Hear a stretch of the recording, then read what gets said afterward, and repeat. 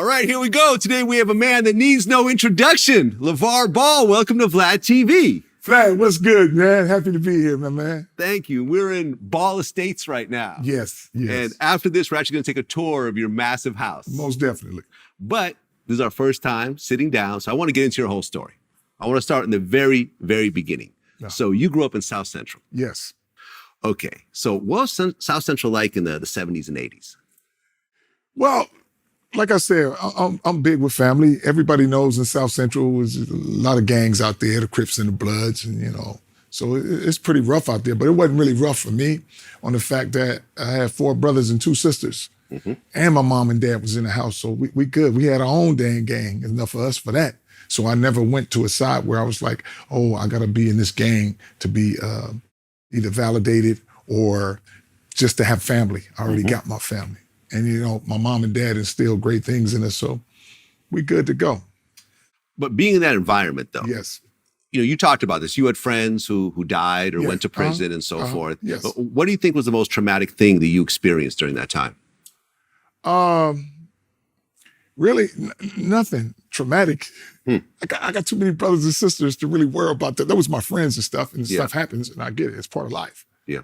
But I never was like, oh my God, I can't believe this happened. No, I wouldn't like that. You were shielded from all that. It was not even really shielded. It's just, I think my mindset was a little different. It's like, I'm not gonna cry over, cousins, brothers, or whatever. My family is my immediate family, which is my 4 brothers, my mom and dad, and my 2 sisters. That was my main concern. No, nothing happen to them. I'm cool, but I understand that outside things happen.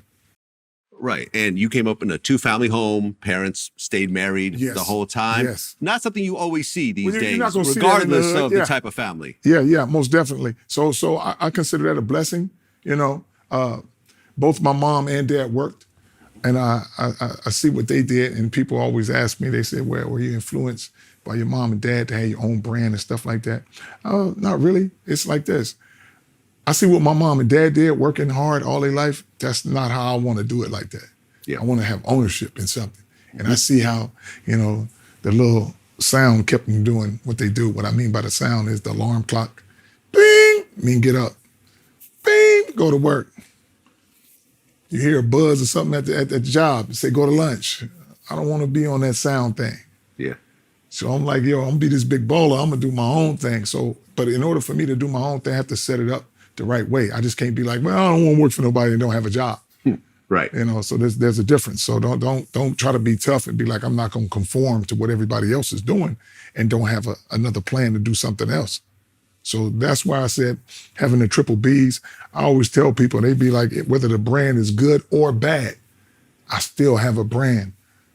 Whether I'm first in the race or last, at least I'm in the race. A lot of people ain't even in the race. Love it.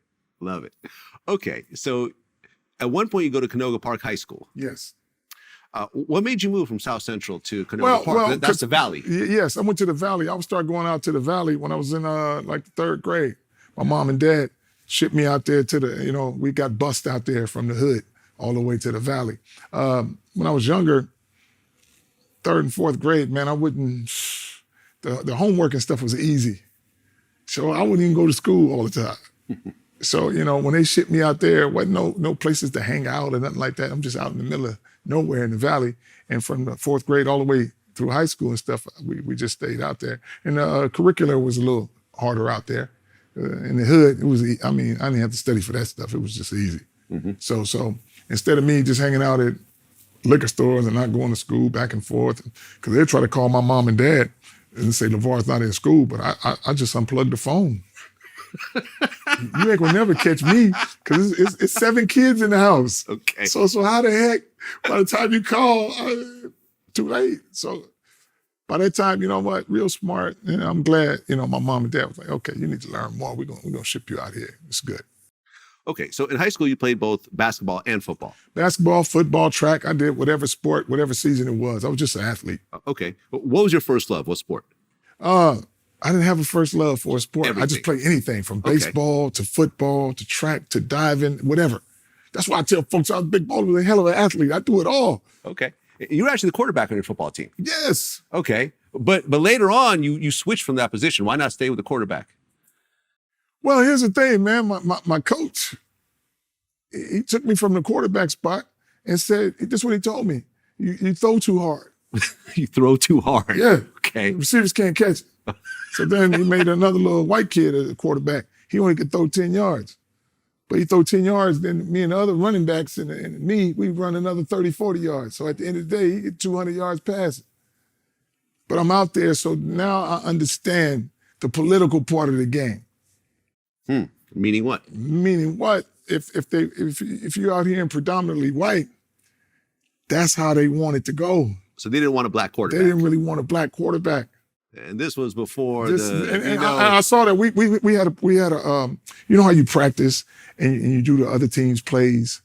So we did the other team's plays one time, and I was at quarterback, and then another of my friends was big and he was black. He played running back, and the other one played fullback. So you got this big, all black backfield, and we was just running over everybody. They broke that up real quick. They didn't want this. They didn't want to win. They didn't want to win. They want to win under their terms. Exactly. Okay. That's exactly. And I think even in high school, I think they kind of took offense to me because I was doing what my dad taught me how to do as far as lifting weights. And I was the strongest. I was benching like 400 pounds in high school. Okay, because you were 6'4", 250? Yeah. So I'm doing this 220, but the kids start resenting the coaches saying, man, we want to do what LaVar doing because his pops is big, he big, y'all not training us right. So it's kind of contradicting. And I can see how they was like, man, this guy thinking he the biggest, baddest thing. And I would have letters from USC, Notre Dame, wherever, #1 schools. I was averaging 48 yards on a punt. And this was more than what I can punt, kick, throw. And they never gave me my letters and stuff. So it looked like I wasn't, trying to get with these schools because it looked like I was just like, whatever. Well, right, because you graduated in 86. Yeah, I got 85. 85, sorry. Yes. You graduated in 85, then you went to West Los Angeles College? I went to West LA. On the reason I went to West LA, I had to get my grades back right. Oh, because your grades were low. My grades was low. I took all this crazy stuff. I took a Spanish 3, chemistry 3, calculus to seem like I'm taking all these bright courses. Nah, that wasn't the thing to do. I said, but nobody helping me with that thing. So then I said, I got to go to junior college to get my grades right. And what happened is I went to junior college and I was playing, lunchtime, I just went and shoot some hoop. And I'm killing everybody. Just playing, because everybody in West LA was like, oh, we getting LaVar Ball. He gonna play football for us. Man, we good. But I went in there and beat everybody up in basketball. That's when the basketball coach was like, man, can you play for us? Huh. And I was like, I said, man, in basketball, I can't be guarded. The guys that's fast enough to guard me, they're not strong enough. And the guys that's strong enough to guard me too slow. So you can't guard me. And that's when I averaged like 23 points and 13 rebounds and ended up going to Washington State. Right, which is a Division I school. Division I school in Pullman. Right, exactly. Yes. And you were starting forward. Yes. Okay, so now you're playing basketball. Yes. For Washington State. Yes. But you're not really scoring that many points. Hey, here's the thing. Before I got over there, we averaging 90-something points. We averaging 90-something points at West LA. Okay. And when I got recruited over there, man, I saw the most beautiful thing when I'm going over there in the summer. I see all these girls tanning on the bleachers out there. I said, wow, this gotta be my spot. So I'm looking at this thing, man. Then after the coach is telling me we concentrate on offense, we gonna score. And then Calvin Sampson was a very young coach at the time. So as soon as I get over there, he starts stressing just defense, and we scoring 40 points a game. So I get the ball on the wing, go to the hole, dunk, or do whatever. He said, no, LaVar, we don't want that. We want the ball to be passed around 8 to 10 times. So I'm pretty defiant. Now everybody's talking that BS, talking about LaVar only averaged 2.2 rebounds, only played 2 minutes. And that was the worst season they ever had in their life because he's going to show me that, yo, I'm not going to play you, regardless if you're scoring or not, because this is running our way. And that's when, the coach, Dennis Erickson, asked me to play football, and I was going to go play football. But the reason I didn't play no football, because I told Dennis Erickson, when I was out there catching the ball at tight end, every time it came to blocking, I went out and said, sub, put that big fella up in there and let him block. I don't do no blocking. And I told Erickson, I need that ball out of 4 downs. I need it once every 4 downs.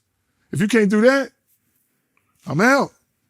But I left, and that's when I went to Cal State LA. Exactly. So you transferred after one season. After one season. So you're just jumping to a different school every year, essentially. Yeah. I went to West LA, then Washington State, then do what I want. I go to Cal State LA and play basketball. That's a Division II school. Yes. Okay. So, and actually your brothers were playing there as well, right? Yes, they followed me. I'm telling the coach said, man, can I get any more of y'all? Yes, get my little brothers. Okay. Okay. So you're playing basketball in Cal State, Los Angeles. Yeah. Okay, but then at one point you moved to football.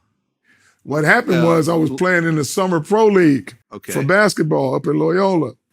And then the coaches was going to work out somebody, some New York Jets actually was going to work somebody out, but they had to come through the gym because I guess the gates was locked. And as the New York Jets folks came through the gym, you got some tall people you see, some short people, and then I was the one with the jersey on that was too tight. But swole. Then they said, this dude can move. He said, man, you want to play some football? I thought there was some coaches for basketball to go overseas because I could have went overseas and played basketball and made some money. Okay. But they was like, man, we can give you this right here and you come to try out with us. I said, I ain't got no kids, just fly me down there. And then when they took me out there, like I said, I did the bench press 500 pounds out there. You bench press 500 pounds by this point? Yes. Damn. Yes. Okay. I did, what made them really go crazy is, I guess I never did the test that they do for the NFL, which is 225, how many times you can do it. But I did the 225 to warm up. I stood up and did 20 behind the neck like this with the 225. And they was like, no, you were supposed to bench that. So you took 225, which is two plates on each side. 2 plates on each side. Yeah. So you picked that up over your head. Over my head. I can go like this and start doing back arms with it. Wow. Yeah. I remember in high school I was doing 225, and I thought I was impressive. Like, I told Food I was the strongest man up with on it, 2 feet, man. I'm telling you. Damn. Okay. And then I used to curl 300 pounds, but I rock like this. And folks was like, you rocking your back. I said, see if you can do it a straight back with 300 pounds. I can rock all day, but I ain't never had no back problems. That's crazy. So the stuff that I was doing, like folks were like, man, I can't believe this. And I still was weighing like 270. And I ran a 4.6 consistently. Okay, so you're fast. So these are things, fast can catch. Pete Carroll was there for a minute, but he was more of a college coach than a pro coach. They was kind of running over him, and I could see that. But then after they got rid of him, they brought in Rich Kotite. And Rich Kotite had drafted the guy from Penn State was named Kyle Brady. But I'll run circles in him. But the political thing is if you draft a dude that high, you can't let him sit down because everybody going to lose their job if I end up being better than this guy. So I never was like dialed in on like a sport of having a passion to play basketball or football. I just play anything just to be super talented. But I use that as just to get a jump on life. Because most people play for a house note and a car note. Knock those out the way, you're good. So that's why I went to Big Ballers Training and moved out here to Chino Hills. You can't open up your own training in the hood. They're not gonna pay for it. But out here, middle class, they have money, so now I can open up my business in Big Ballers Training. Okay, I want to get to that part. I'm just doing a chronological. I get to talking. You know me, Vlad. When I get to moving and grooving like this, man, it's crazy. You start jumping around. Yes. Well, because I just wanted to say, at Cal State LA, that's when you met your future wife. Yes, that's where I met Tina. Yeah. Okay. How tall is Tina? Tina's 6'1". 6'1". Yeah. As a female. Yeah. Okay. Yeah. And you targeted her. I told her when I first seen her, man, when I transferred, she was coming down the hallway. I was walking up the hallway, and I didn't even tell her my name or nothing like that. I said, hey, I don't know what me and you gonna do, but we gonna do something together. Right. And kept on moving. Just walked away. So walked away. Dropped the mic. I dropped that in you. But see, you got to think in your head as you're a woman. You're like, it's either he's very confident or he's cocky, but I don't care if you think good or bad about me. You're still thinking about me in your head. Now, I mean, we're talking about a different time. We're talking about the late 80s. No, this is the 90s now. Early 90s. No, First in the 90s. When you met your wife. It was early 90s. Yes. Black-white couples were not as accepted back then. Well, no, they were. They were. Yeah. Early 90s. It was cool with when I went to, when I graduated from high school, in the 85. So the 80s, it was kind of like, Yeah, okay. it was a little- it was yeah. getting out there where it was kind of, it By was the okay. 90s, yeah. By the 90s, it was something okay, you know. No, that's true. I mean, And especially if you're in LA. If you're in LA, it yeah, was, LA, it okay, was you're right. different. Because my first girlfriend, who was black and Japanese, Uh-huh. right around 92, 93. Yeah, you're but we all were in right. Berkeley, Yeah, so I figured it was, it wasn't a big deal. It wasn't a big You're deal, right, exactly. But in the 80s, it was kind of a big deal. But if you go to certain areas, like you go down south. down south, it's story. different. Yeah. But in LA and something like that was normal. Okay. Because if you got black kids being bussed out to white schools, come on now. Right. At some point, it's gonna be like, man, when they first started that busing thing, you got to admit this is what's gonna happen. Okay, so you signed with the New York Jets. Yes. As a defensive end. Yes, that's what Pete Carroll had me as a defensive end and a tight end, so I was doing both of them. Okay, but you didn't actually get to play in a game. Okay, because then you got sent to London. I got sent to London for the World League. Right. How's that? So that was cool. Like I said, I'm just an athlete. So long as I'm playing football and you paying me, I don't care. I'm just using this money to get a jump on life. Okay, because then you came back and because my tight end coach had got released from the Jets and he went to the Carolina Panthers. Exactly. And that was their expansion year. Aha. So you were on the practice squad. Yes. For the Panthers. Yes. But once again, you got injured, right? I didn't get injured. They just didn't renew my contract. That's what folks are trying to say. I got injured and stopped playing. But by the time I did, the New York Jets had paid me, the practice squad, all the money I already made, I saved it where I can buy a house in Chino Hills. So I don't need y'all no more. So I didn't pursue like, oh man, let me try to get on another team. I don't need to. I'm good. You're good. So now I open my own business, which is Big Ballers Training. In Chino Hills. In Chino Hills. Okay. And was your wife involved in it also? No, she was a school teacher. Aha. Okay. I didn't She know was that. a school teacher. So now here's the thing. When you have two incomes is better than one. Now mine fluctuated. I can make $5,000, $10,000 in a month, depending on what month it is. Hers is a steady income. Yeah. Sounds like my family. So we work, we good together. Yeah. My wife, my mom had the stable government job. My dad had his own business, but once again, it would go up and down. You'd be like, man, don't think you're gonna make 10 grand every month. Exactly. But in the summer, New Year's, everybody want New Year's resolution. Summertime, everybody want to get hot. You might not be as high as in November and December on the fact that everybody vacationing now. Mm-hmm. December's pretty good too on the fact that if you have, let's say a little voucher where you say, yo, get you 10 sessions, $4,000 instead of $2,500. Now people as a gift, Christmas gift, go work out with this guy. So that's how we did that. So, but you can't be like, oh, I'm gonna make 10 grand every month. It's just certain months where you can go up and down, but you have to balance your money out so you don't get stressed out. Mm-hmm. So that's how we did that thing. But when I finished playing football, I said I have to do something that doesn't feel like work. I know training. I can train dogs, frogs, people, pigeons. It don't matter. I can train anything, but I'm good at that, and I know it like the back of my hand. Okay, and then you guys started having kids, right?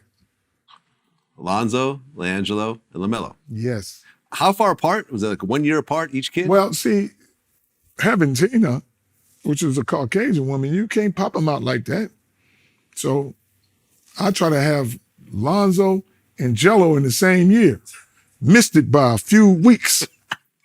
Just kept her pregnant. And then after 2 times being pregnant, the third one, she said, I got to take a little break. So that's when we had that little year break in there, and then we had Mello. But I told her, I said, I'm an alpha dog in my family, so if you want some girls, you can forget that. I'm going to have all boys. My dad had 10 brothers and 2 sisters. Okay. So I'm telling my wife the same thing. Man, we'll have 10, 15 boys before you have a girl. But here's a funny thing I always thought of, which is crazy, man. People who can afford the kids can't have too many. And the ones who can't afford them can have them like they nothing. Yeah. With no problems. Yeah. Think about that. I'm like, man. Yeah. No problems. Mm-hmm. But Tina, the most, she only got a sister.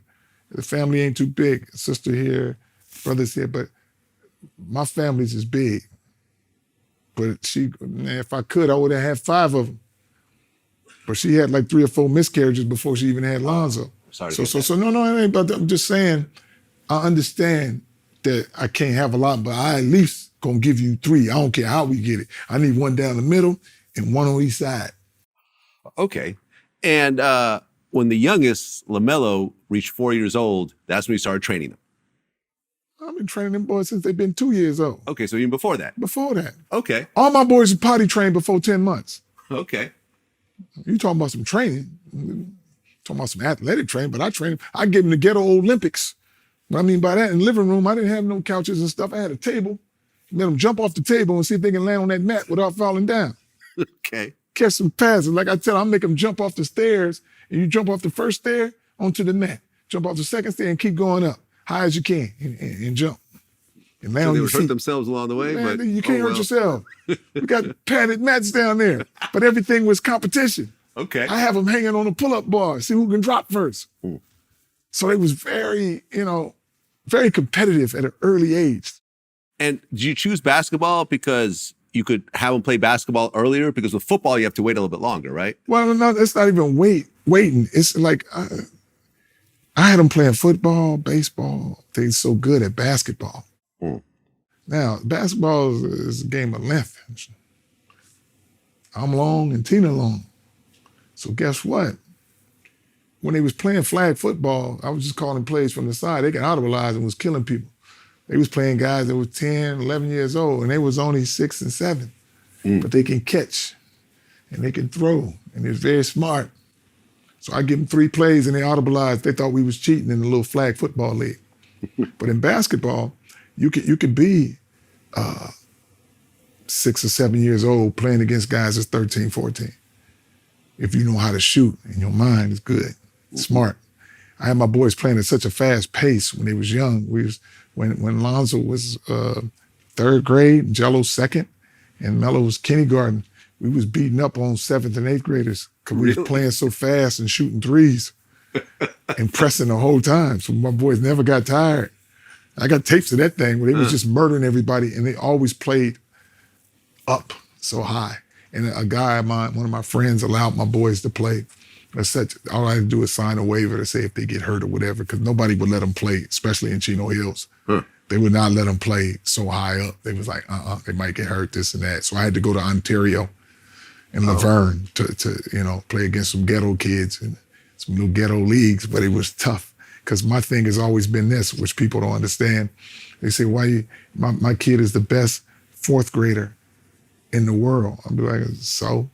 I'd rather have my boys be in the 4th grade and play against the worst 9th graders or the worst 10th graders, because they're all going to be faster and stronger than my boys. So now you got to be smart, and your skill level got to be high to defeat them. Were the kids always tall? Like as kids? As kids, or did the growth spurts kind of come later? No. They was tall for their age. That's what I meant. Yeah, for their age. But if you put them with other 6 and 7 year olds, they're head above them. Yeah. But they were always the smallest on the court. Because when you 6 and 7 playing against somebody who's a 12 and 13 and 14. The smallest ones, yeah. You very small. Melo always been the smallest. Melo didn't get to look up to nobody till he was like in 11th grade. He always looked at people's stomach because he was that small. He was 11 years old playing in 17U. Wow. AAU. Okay. Hey, the platinum division, the highest one. Uh-huh. Melo was probably the worst. He was the scariest player to play against.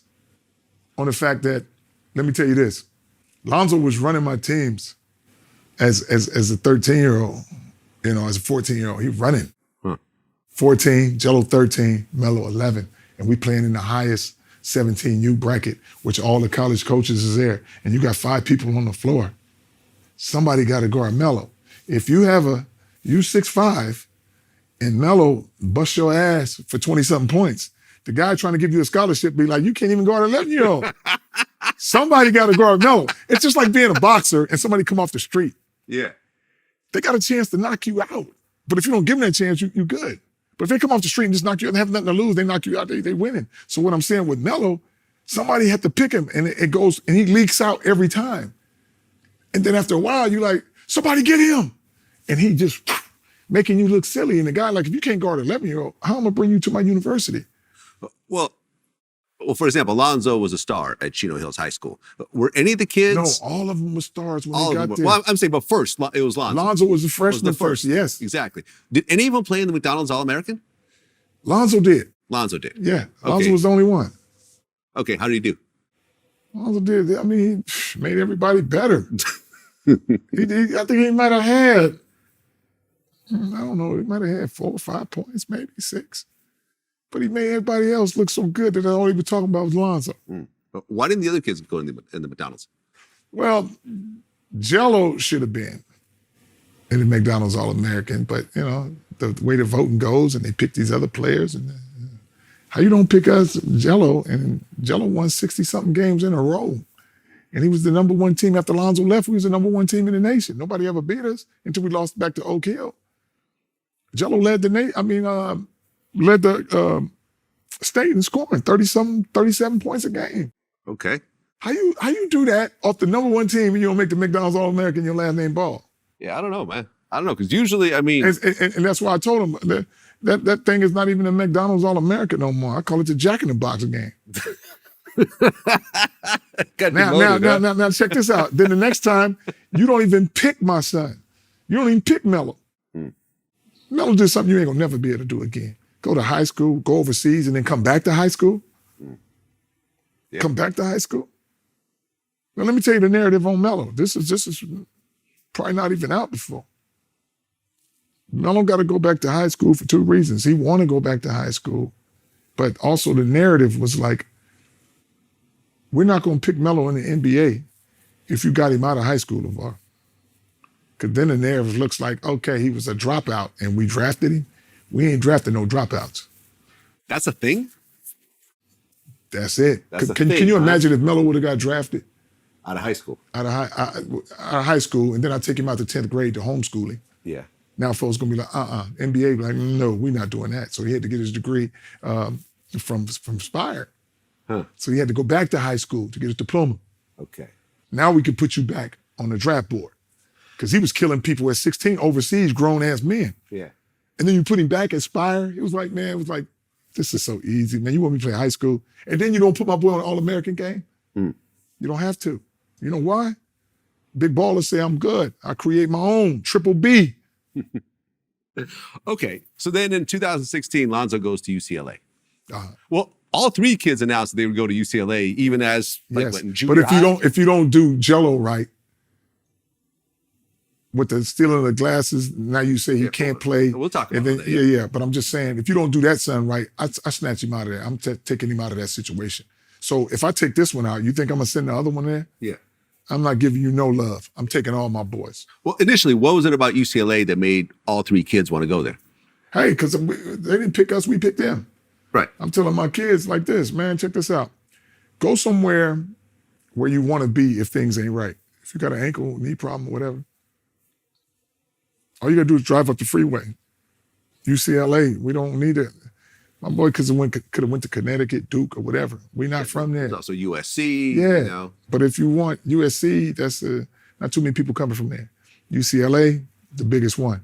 If you're a Laker or a Clipper and you want to see my boys, you can go right up the street and see them every day. Now, if Lonzo is at UCLA and in the summer, this is how I was thinking about that. He can always go to open play, open run, but take his brothers with him. Because at UCLA, we from Cali, we good. That's just like if Michael Jordan ever would have came to UCLA, nobody would have known. But the fact you from North Carolina, people already, your family didn't know about you over there. So that's why I was like, why would we leave if they already know about us playing in high school, 35 and 0? You already got the notoriety from LA, we the biggest part. We good. Well, right. You would describe Lonzo at that point as Magic Johnson with a jumper. Yes. That's what I'm saying. It's making everybody better and can shoot the ball.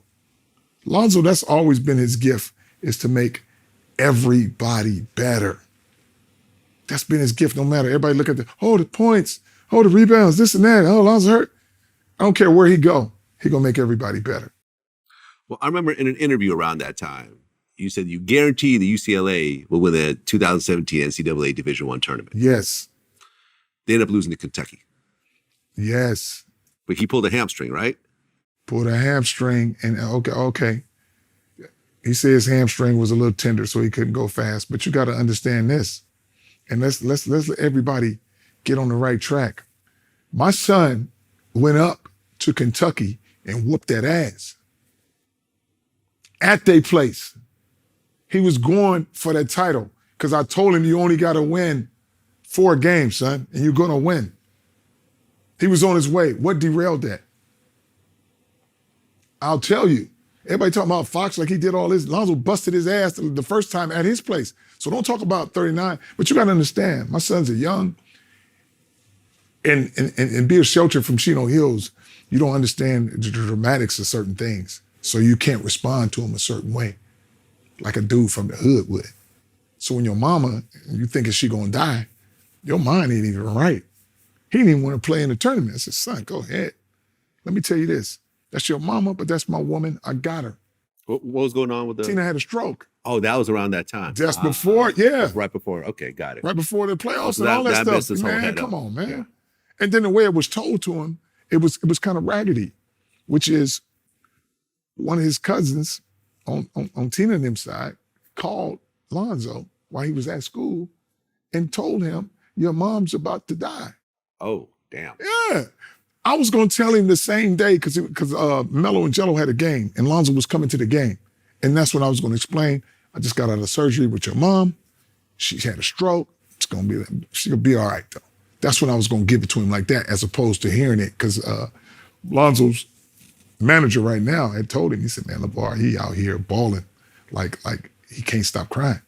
And I'm like, man, bring him to me and let me fix this thing, you know. And even when Tina was having problems and staying at the place of Casa Kalima or whatever, I didn't want the boys coming up there trying to make it a movie. So I didn't want them coming up there seeing her with her head all cut off, stitches in her head.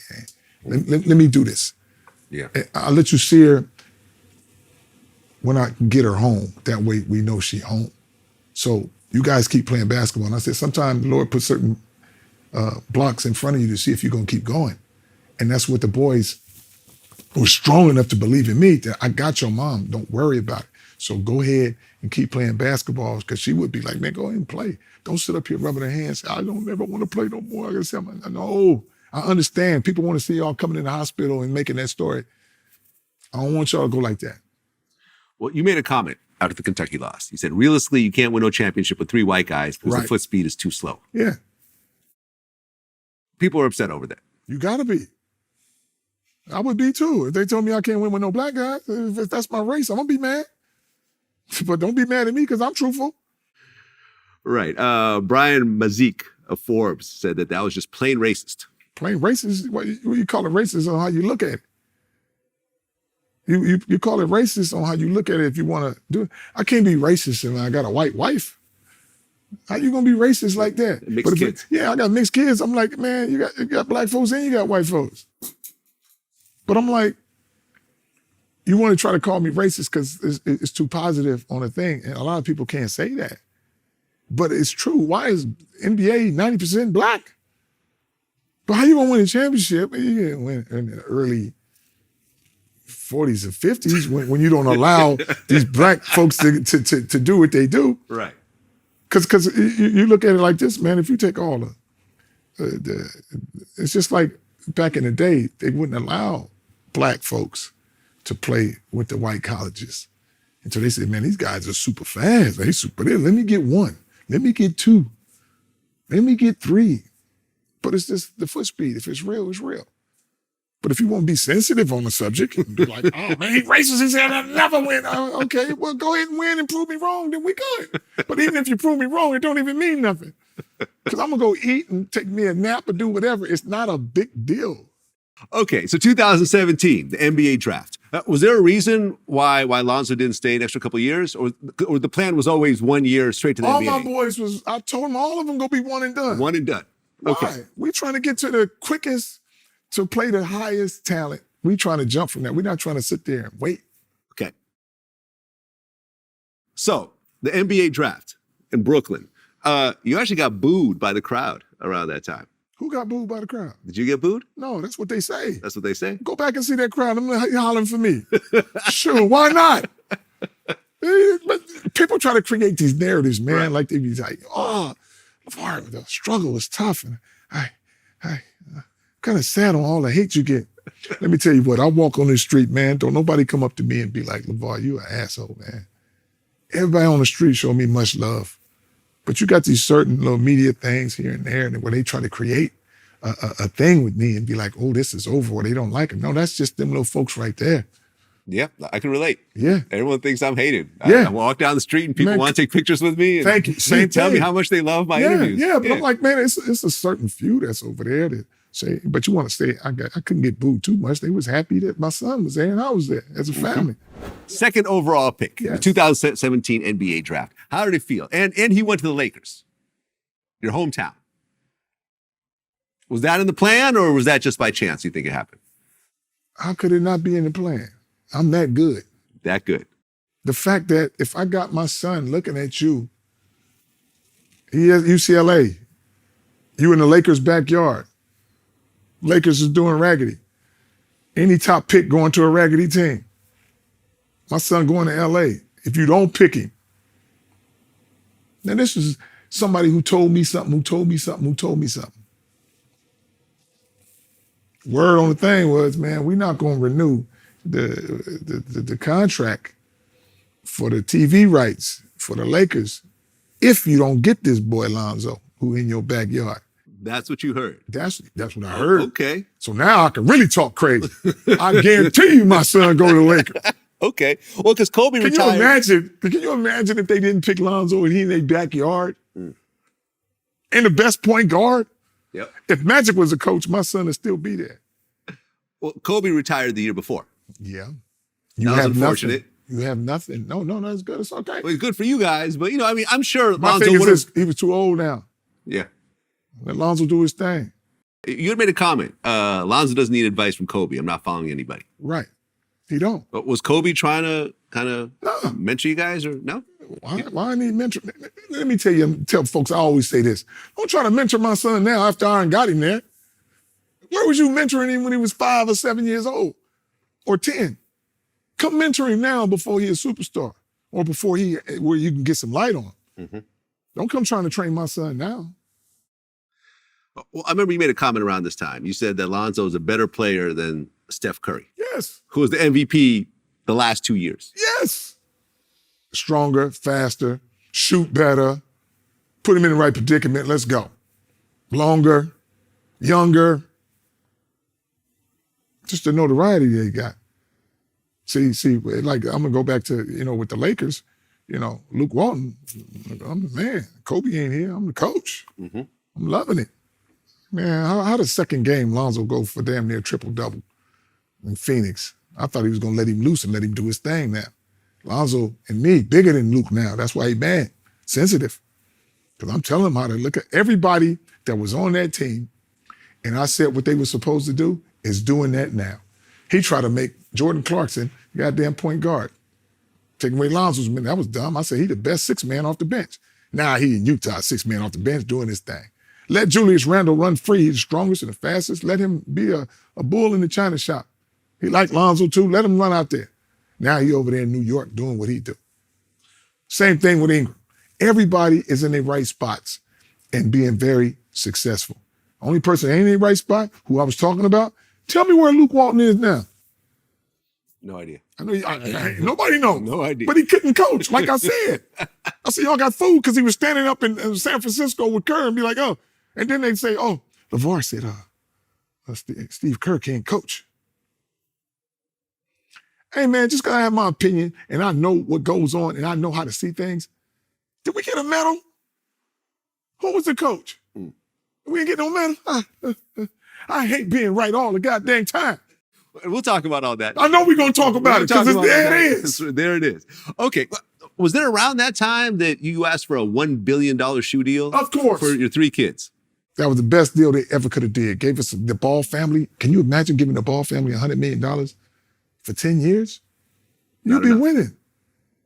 The whole Ball family for $100 million? That's nothing. You can't come to me for no $1 billion thing now. Mm-hmm.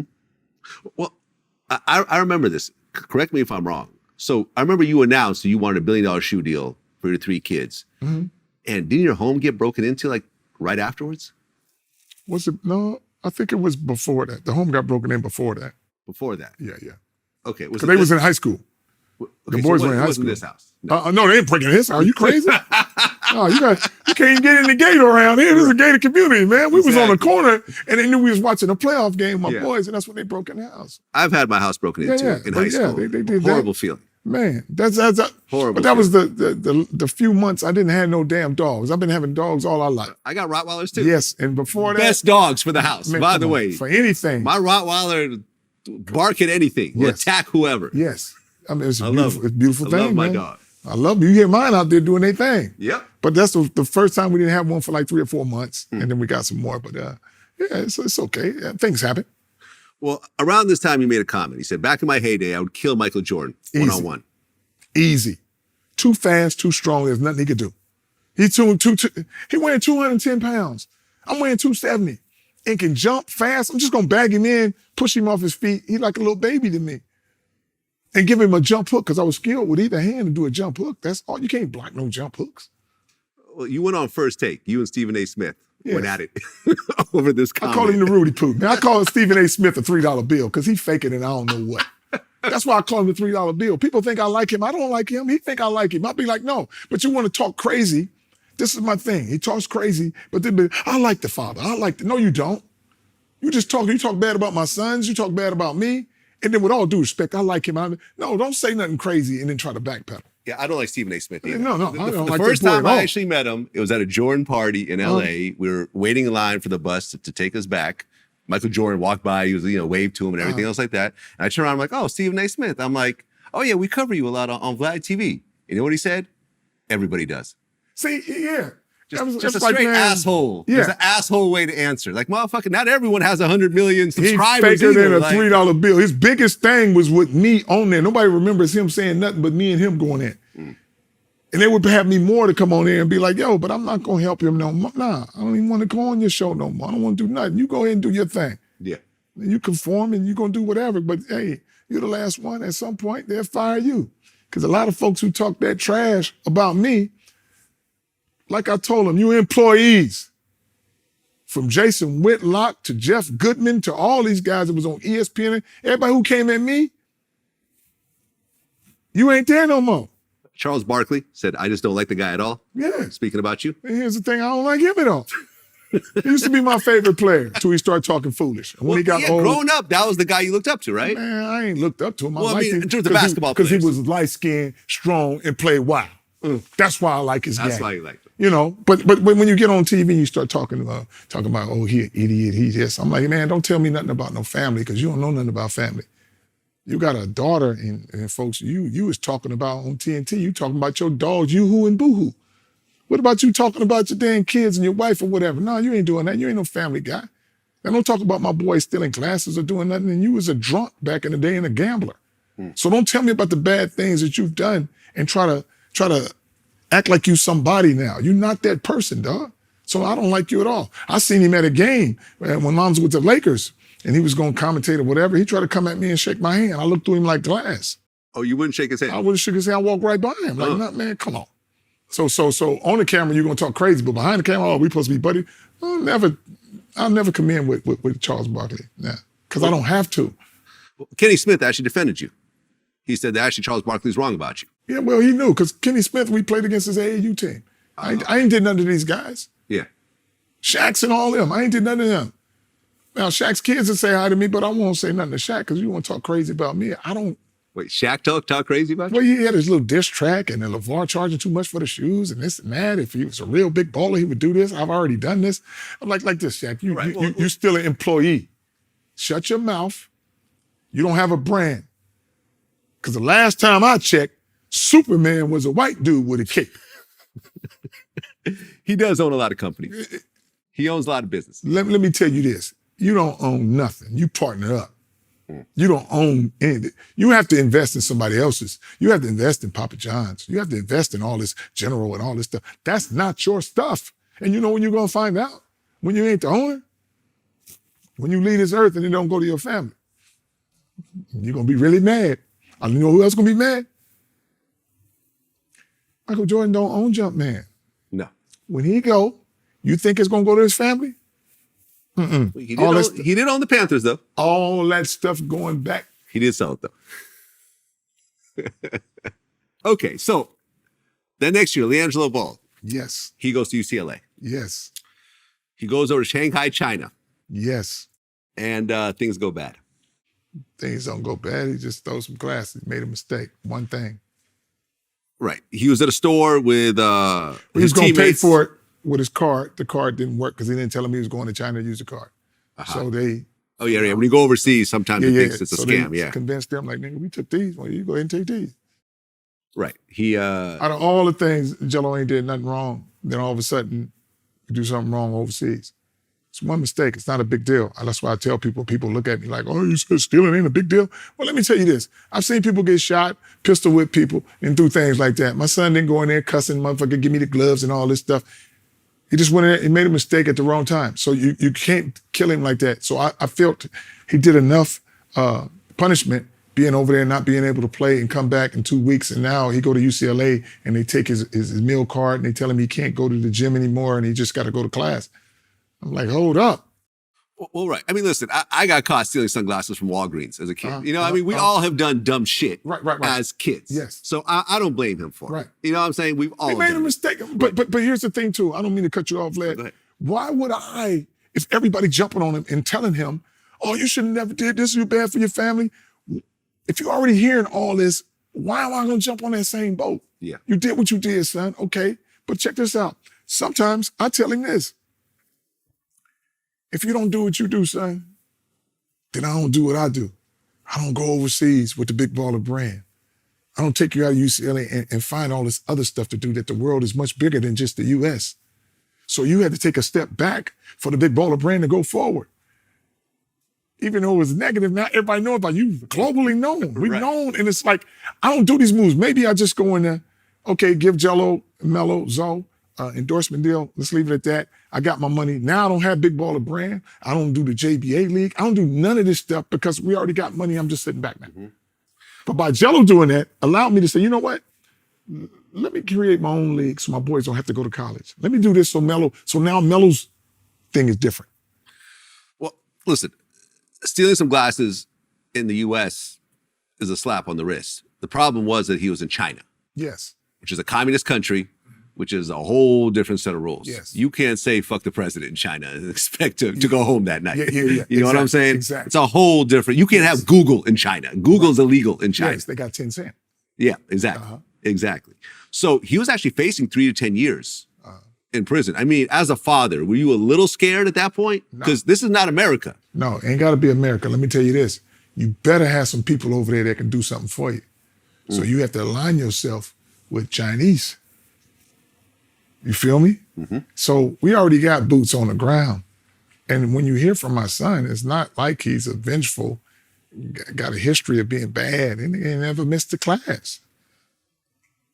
Attendance, A's, come on. After they speak to him or do what they're gonna do, they're gonna be like, well, let's do this, let's bypass. But then, like I said, Trump tried to come over there and say, yo, I helped him and I took him out of this and I did that. It was like, you wasn't coming over there before that. You was already on your way over there and you try to tie yourself to this. Right, because Trump took credit. Try to take credit. Yeah, he said, he actually tweeted, he said, do you think 3 UCLA players will say, thank you, President Trump? They were headed for 10 years in jail. Come on. But they were already out of jail by the time he tweeted that? Come on, man. Yes. And it's like this. Let me ask you this, Vlad. Vlad, tell me this, man. If you say, LaVar, I'm coming to get you. And I'll be like, okay, Vlad, you come over there, you drive your car, I get in your car. Don't tell me you coming to get me and you send this guy. I said, if you was really coming to save us, why we didn't ride back on this plane? And why you don't come up to me and say, hey, Mr. Ball, my name is such and such. If I'm going to say apologize to somebody, you're going to come up and introduce yourself. I'm not just going to just be out there talking about, thank you for doing this, and I never met you. Well, Trump called you very ungrateful. Yes. And he said he should have left them all in jail. Yeah, why couldn't you? You did anyway. You didn't do nothing. What you talking about you should have did? You kept him out of jail. You ain't did nothing. That's why you ain't the president to today. You should have been on my team. You still would have been good. Right. He called you a poor man's version of Don King? Yes. That's what they told me. So I'm like, man, can't be too poor of a Don King. I'm living good, man. Did he call you an ungrateful fool? I don't know. I sent him some ZO2s. Right. just for the hell of it. I didn't see any pictures of him wearing it. Yeah, So. he probably got him. He probably got him in a booth or something, man. Saying, look what the big baller gave me. 'Cause you might need those to get him out of some trouble. Okay. So, and we touched on this before. So because of this whole situation with the shoplifting, when Jello comes back to LA, UCLA suspended him indefinitely from the team, right? Yeah. They told me they didn't know how long his thing was going to last. So I'm like this. I ain't got to tell y'all nothing. We out of here, Jello. You overseas. I don't have to talk to nobody. I don't have to talk to no coaches, no ADs, and nothing. We gone. Lithuania. Bye. Yep. And by the way, you called Trump racist during this whole time. Yeah. Which I think most people would agree with you. Come on now. You think I would agree with you. Man, come on. A lot of folks agree. Right. I mean, But then you got to do some things where you're going to look like you got these other ones to say, man, no, he's not. He gave us some money. He did more than anything than anybody. Okay. Okay. So now you guys are in Lithuania. Yes. How did you guys like that? How did Jello Lithuania like was it? How good. did you like it? My thing is this. How could you not like it? Lithuania is a place where whatever you want to focus in or dial in on, that's the place to go. What I mean by that, if you're a writer, you ain't got to worry about going to no malls and all that. It's very cold out there. You can keep your ass inside, get your thoughts right, boom. If you're just going there just to play basketball and dial in on basketball, talking about going to the movies and hanging out and doing the high school thing, you ain't doing that. My boys were sleeping all day and training all day, playing against grown men. Now, everybody on the outside says, oh, it was the worst thing. Well, you got to find some food you like. That's about it. But as far as dialing in and you practicing twice a day and living in a hotel with no worries, that's not a good time. If you go study for a chemistry test and do some term papers and all that, instead of being in the gym and dialing in on your game. Yeah. Lithuania, we ain't got no bullets flying and nothing like that. We just out there having a good time. We there as a family. Was it around this time that you bought this house? I had this house before we went there. Okay. So after Lonzo went, joined the Lakers, then we got this. Okay. We couldn't stay at Aquamarine no more because we was too the celebrity status. People buy the house all the time, pictures play. You got to get behind the gate. Oh yeah, no, I live in a gated community. Yes, I refuse not to live in a gated community. But I was like this. I was like this, thinking to myself, like, nah, I'm not going nowhere. I'm always going to be here. Yeah. And I was like, man, we got to get behind the gate and then get behind another gate. Yeah. Because it's too big, and where I'm parked, my Rolls Royce and all these fancy cars on the end of a non-gated community. I ain't got enough room to park all the cars I got, so you kind of have to move. I mean, I remember coming from where I came from. I mean, we used to live in the projects in Springfield, Massachusetts, when we first came to this country. And I remember when I bought my mansion, it's like, wow, like just the feeling is like nothing I could really describe. Right. What was it like coming from South Central and buying the 16,000 square foot mansion? It's a good thing, not just for me and the family, but it's also good for people on the outside to see it can happen. Like here I am from LA South Central, living better than a lot of folks. That ain't supposed to happen, but it gives people a little faith to say, you know what, I'm gonna try something. I might not be as high, but I'm gonna do something right. And that's what it does to a lot of Black folks that I bring over here and see this. They be like, wow, you're a bad sucker when you say you're gonna have the best and biggest house in Chino Hills. I know my wife's mom and dad wasn't thinking that.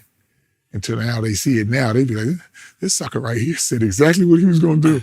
No, you got to see it, man. I remember as a kid in high school, I had a couple of rich friends and going to their home and spending the night and jumping in their pool. I never had a pool growing up. Right. It made me want to do it. And if you could actually touch it, you think that it's real. Yeah. When it's on TV, you don't think that it's real. On the internet, it's not real. But when you could actually touch it and you see their parents and they earned it and everything else like that, and you're like, man, like I could do this one day. Yeah. It stays with you. It stays with you. Well, with everything that's going well, a lot of people also talk their shit. Joel Embiid, he got fined $10,000 by saying fuck LaVar Ball. Yes. What was that about? Well, here's the thing. You sometimes you speak out of your mind for no reason. And then I seen him at a game. I think when they played the Lakers. I said, yo, come here, son. You cuss and get fined. Yeah. I can cuss you out all day and ain't a dollar coming out of my pocket. Yeah, you got fined 10K. What they for that. telling you is shut your ass up and we'll tell you what to say. So don't let them fool you. What I mean by that, work on your game. You could be very good. And this is what I see him. If I see him today, we good on the fact that I told him, you can shoot, you strong inside, and you letting this side stuff bother you to jump in this lane. Now he like Lonzo's music. We good, but I'm glad he became the player he is. On the advice he took, just work on your game and be that guy. Don't let this side stuff, by you saying that, and for what? One of the best things is 2 black guys going at it. They love that. Don't give them that firepower, son. Work on your game, do your thing, because I'm going to do my thing. Because they can't control me. They can control you. So don't let that, and just work on your stuff and your game to speak for itself. And now he get MVP now. Now I know as years went by, you're listening what the big baller told you. Well, on the flip side, I had John Sally on my show. Uh-huh. And he called you the smartest guy in the world. Okay. Like I said, man, you're going to have people that say good things and people that say bad things, but I don't waver on either one. I don't let people say good things and be like, oh, thank you, man, I appreciate it. I don't let people say bad things and be like, man, I shouldn't have did it. I don't know why they think it bad about me. As long as my family understand what I'm about, I'm good with that. So I can see that, because either way, let me tell you this. You're either going to say something good about me and be noticed, or you're going to say something bad about me and be noticed. But you got to say something to make you be relevant. Well, Kyrie Irving, he made a comment. He said that LaVar needs to let Lonzo be Lonzo. And you had some responses to him.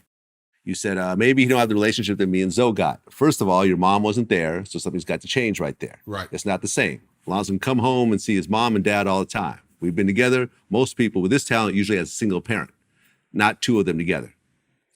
Now, Kyrie lost his mom when he was 4 years old.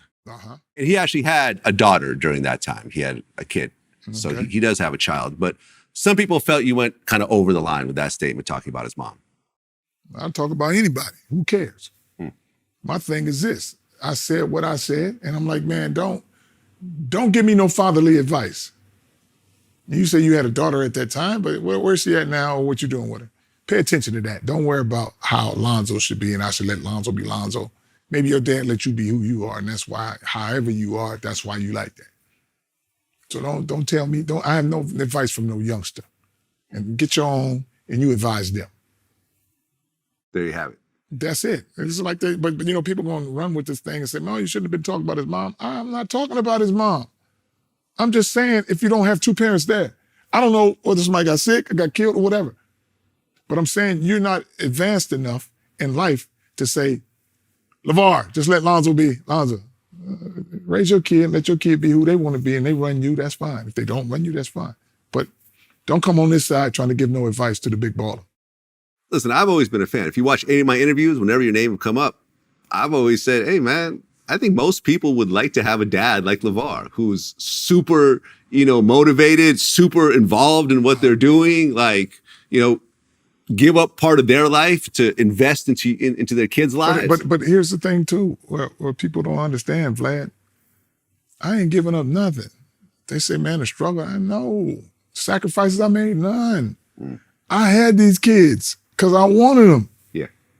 It wasn't like they popped up. And here's the thing, like I tell folks, I ain't sacrificed nothing, Vlad, on the fact that I didn't have a 9-to-5 job where I come home and my boys want to shoot the ball and I'm dead tired and be like, okay, let's go. You had no nannies, nothing. No nannies. I mean, for me picking my wife, investing in my boys instead of buying real estate, I'm gonna invest millions of dollars in my sons.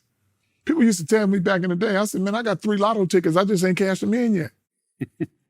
Now, around the neighborhood and all that stuff, and kids are going to school and that, all my boys are millionaires. Now, if you do not give your kid a trade or something like that, send them to school. Give them some education, because you're like, man, they ain't gonna be the biggest, fastest, they ain't not gonna play no sports. I gotta get them a job or doing something. So you give them an education. Yeah. Now, here's the thing. I never was gonna pay for college. So I don't have to save no money so I can buy BMWs and Cadillacs for my boys while they're in high school. Right. Well, they all had scholarships. Yeah, exactly. Yeah. They was gonna get scholarships before they even had, but I'm like, man, I'm not paying for no school. Yeah. But I'm like, they're gonna make money playing sports. I already established that. But that's why I came in like, yo, I gotta make this story. But I tell you what, son, the big play is gonna be you guys coming into sports with your own brand.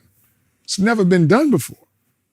Lonzo's the only one to ever walk across the NBA stage with his signature shoe on already. That ain't gonna never happen. So let's talk about that. Big baller brand. Yes. On your shirt, on your shoes as well.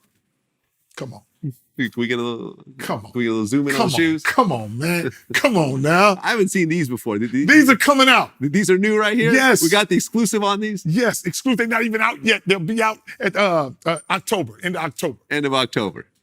These bad boys There right we here. go. And everybody talking about, oh, they look like Yeezys. No, they look better than Yeezys. Right.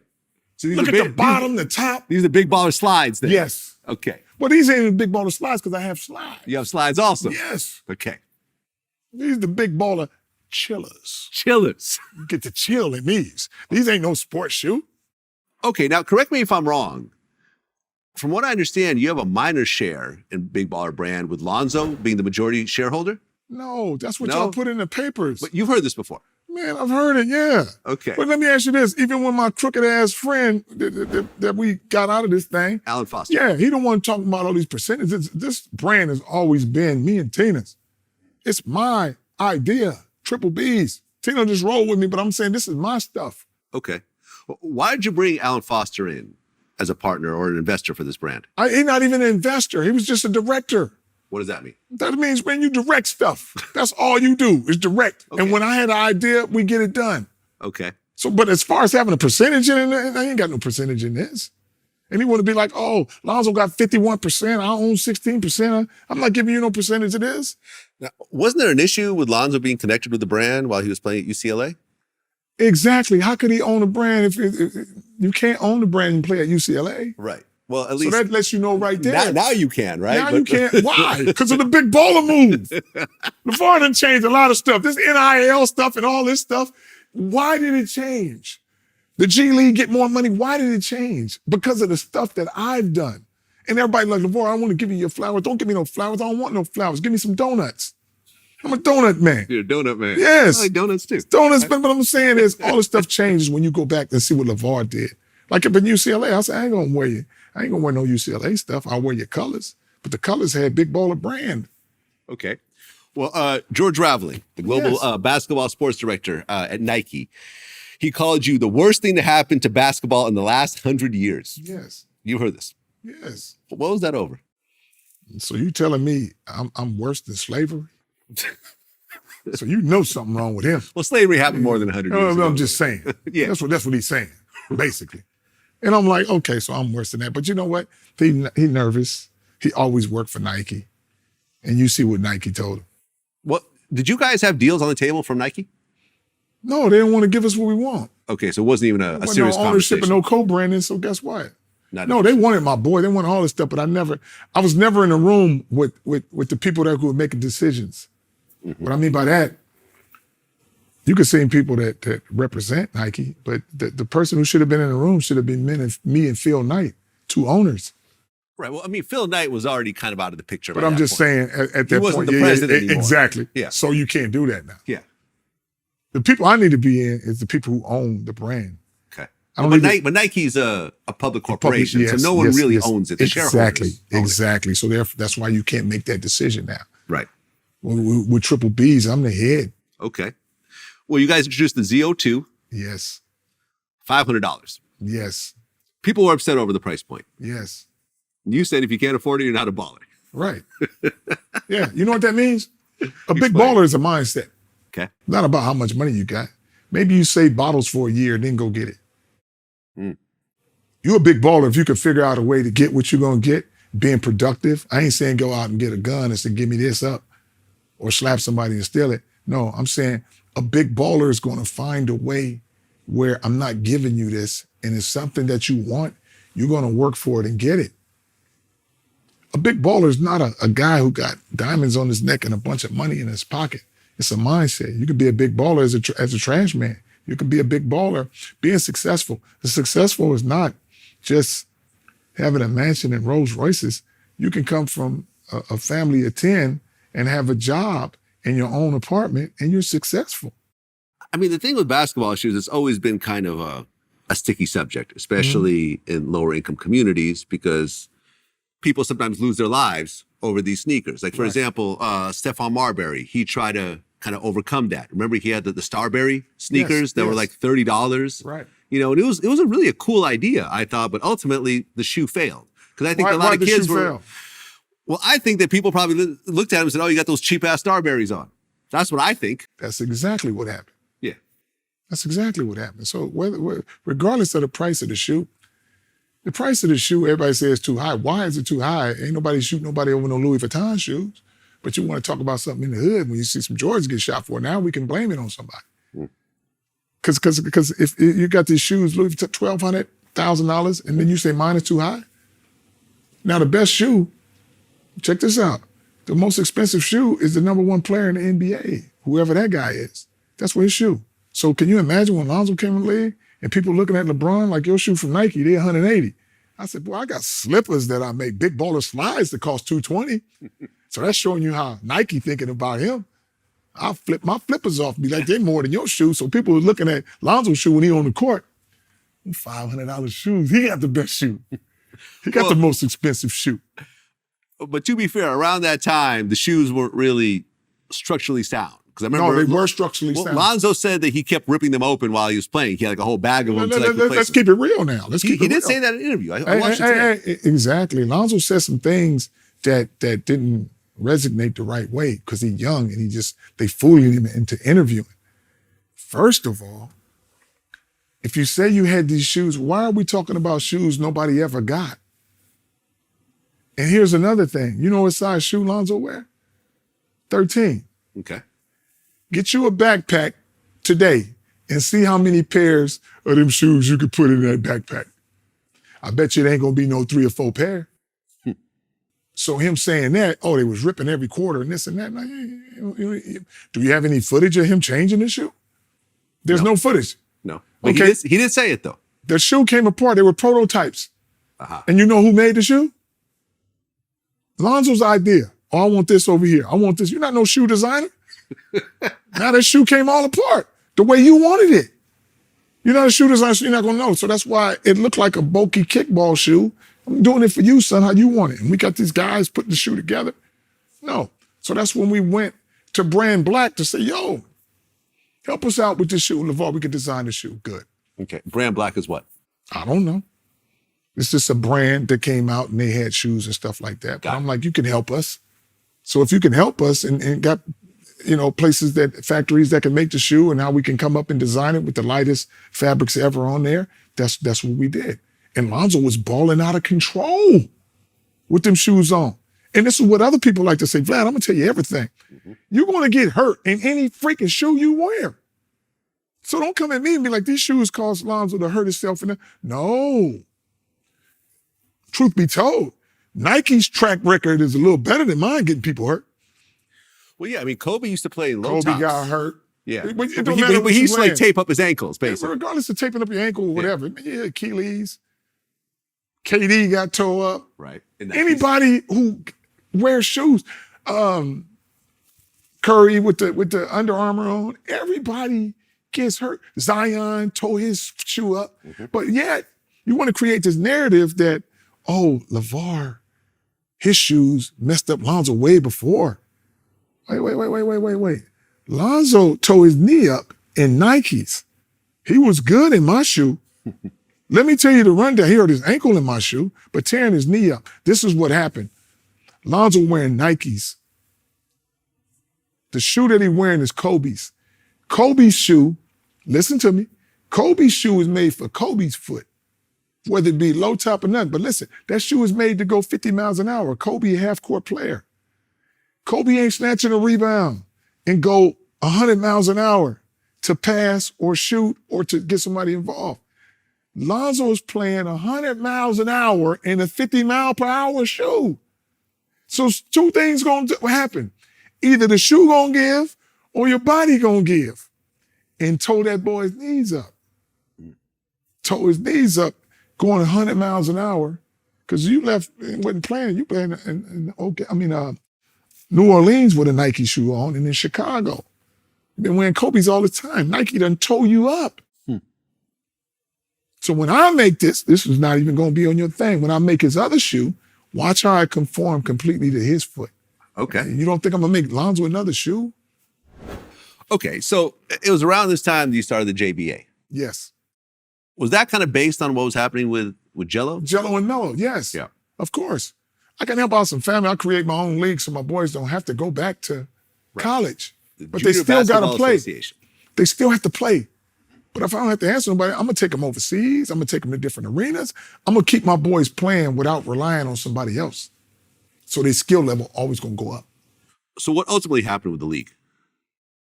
The league was all my money. I didn't have no investors or nothing. That's all me. Yeah. And you were actually So paying... what's happening, my boys is finished now. They where they supposed to be.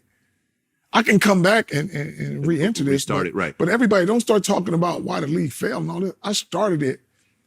No investment, no nothing. All the money that I made, I put into it to keep my boys playing.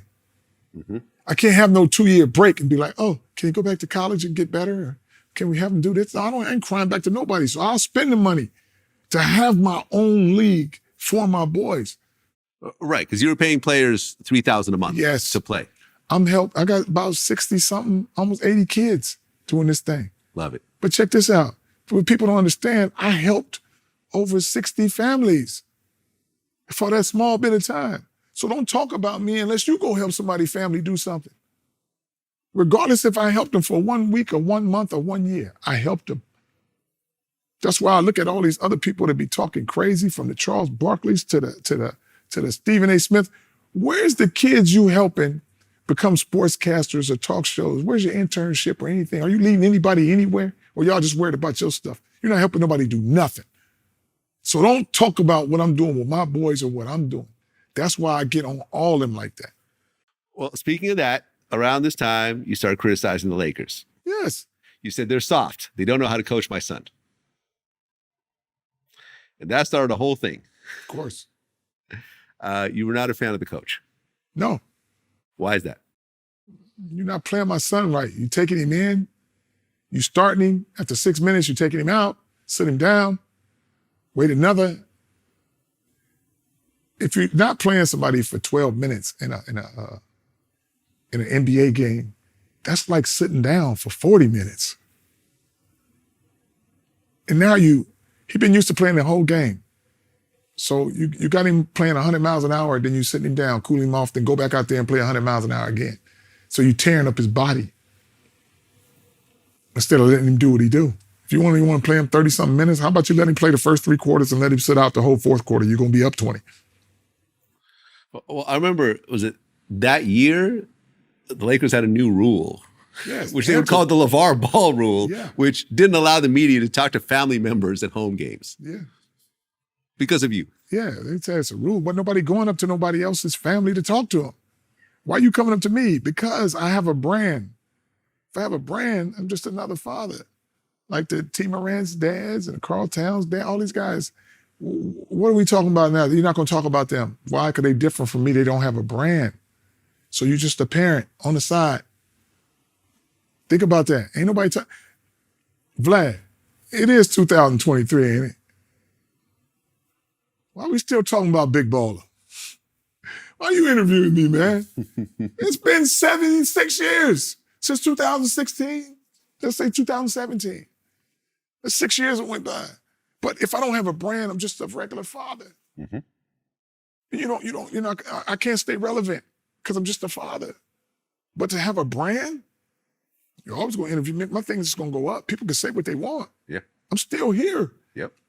And I'm going to be here for a long time because I'm not done doing what I'm doing, which is creating a brand that everybody going to look up to and be like, oh my God, how'd that happen? So Steve Kerr had some words about you. Of course. What was it about you and Steve Kerr? That's what I'm saying.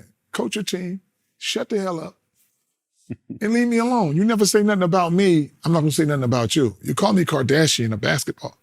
Right. So don't get mad at me when I call you the Milli Vanilli of coaching. You called him the Milli Vanilli of coaching. Remember Yes. Milli Vanilli that came out singing that song? I interviewed but they wasn't singing. They were lip syncing. I actually interviewed one of the guys. I interviewed. Wow. Yeah, Fat Morvan. Boy, that boy Flag, you get around and get everybody, huh? Everybody. So I'm good then. You're good. Okay, You're my good. man. Why'd you call him the Milli Vanilli of coaching? What's it? Milli Vanilli got all them awards for singing and they can't sing a lick.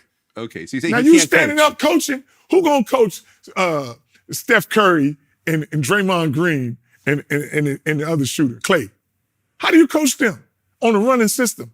You don't. Well, hey, let's run this play. They're just out there running and shoot. So basically, you just standing up doing nothing. Look what Luke Walton did after you hurt your back. And they thought that was coaching. What I'm saying is, I can coach that team blind. Steph, you here? Clay, you here? Draymond, okay, good.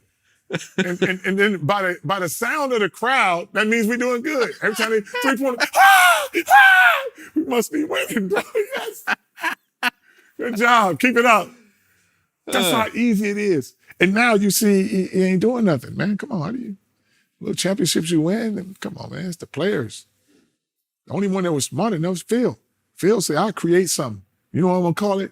Without coaching? Call it Zen. They'll figure it out. I tell them less coaching is the best coaching. How you think my boys went 35-0? You think the coach was coaching them?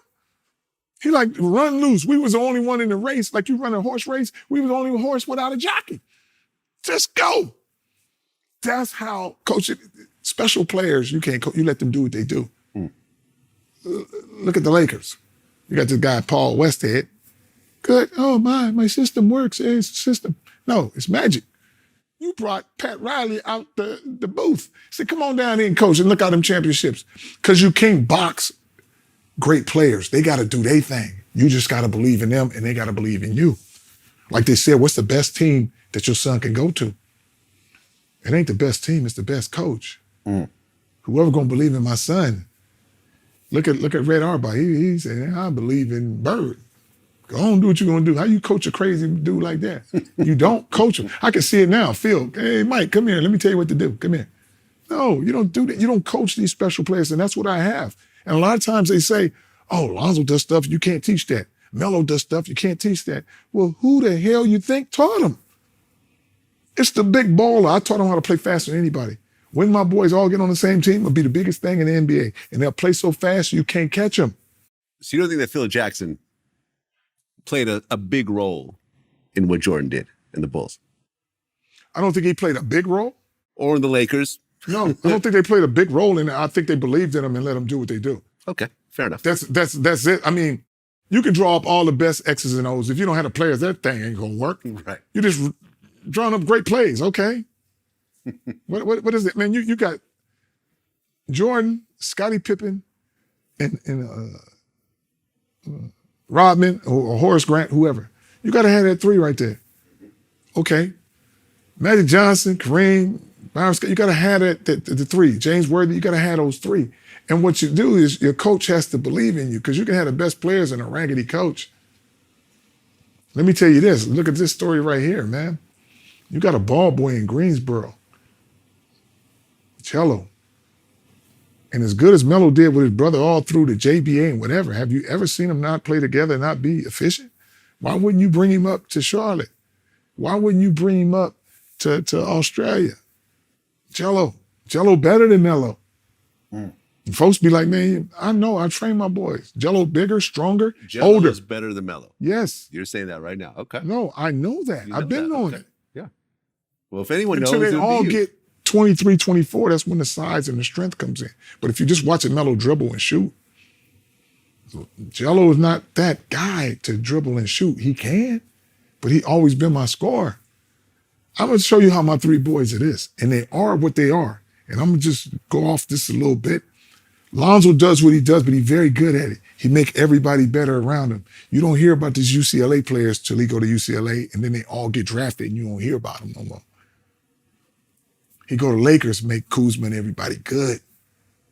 He go to New Orleans, make everybody good. Go to Chicago. Now you're talking about DeMar being the MVP and Zach, everybody doing good. That's what he does. Now, my crowd pleaser, to bring win or lose, you coming to watch him? Melo. When he came to Chino Hills, everybody want to watch now, 3 of them there.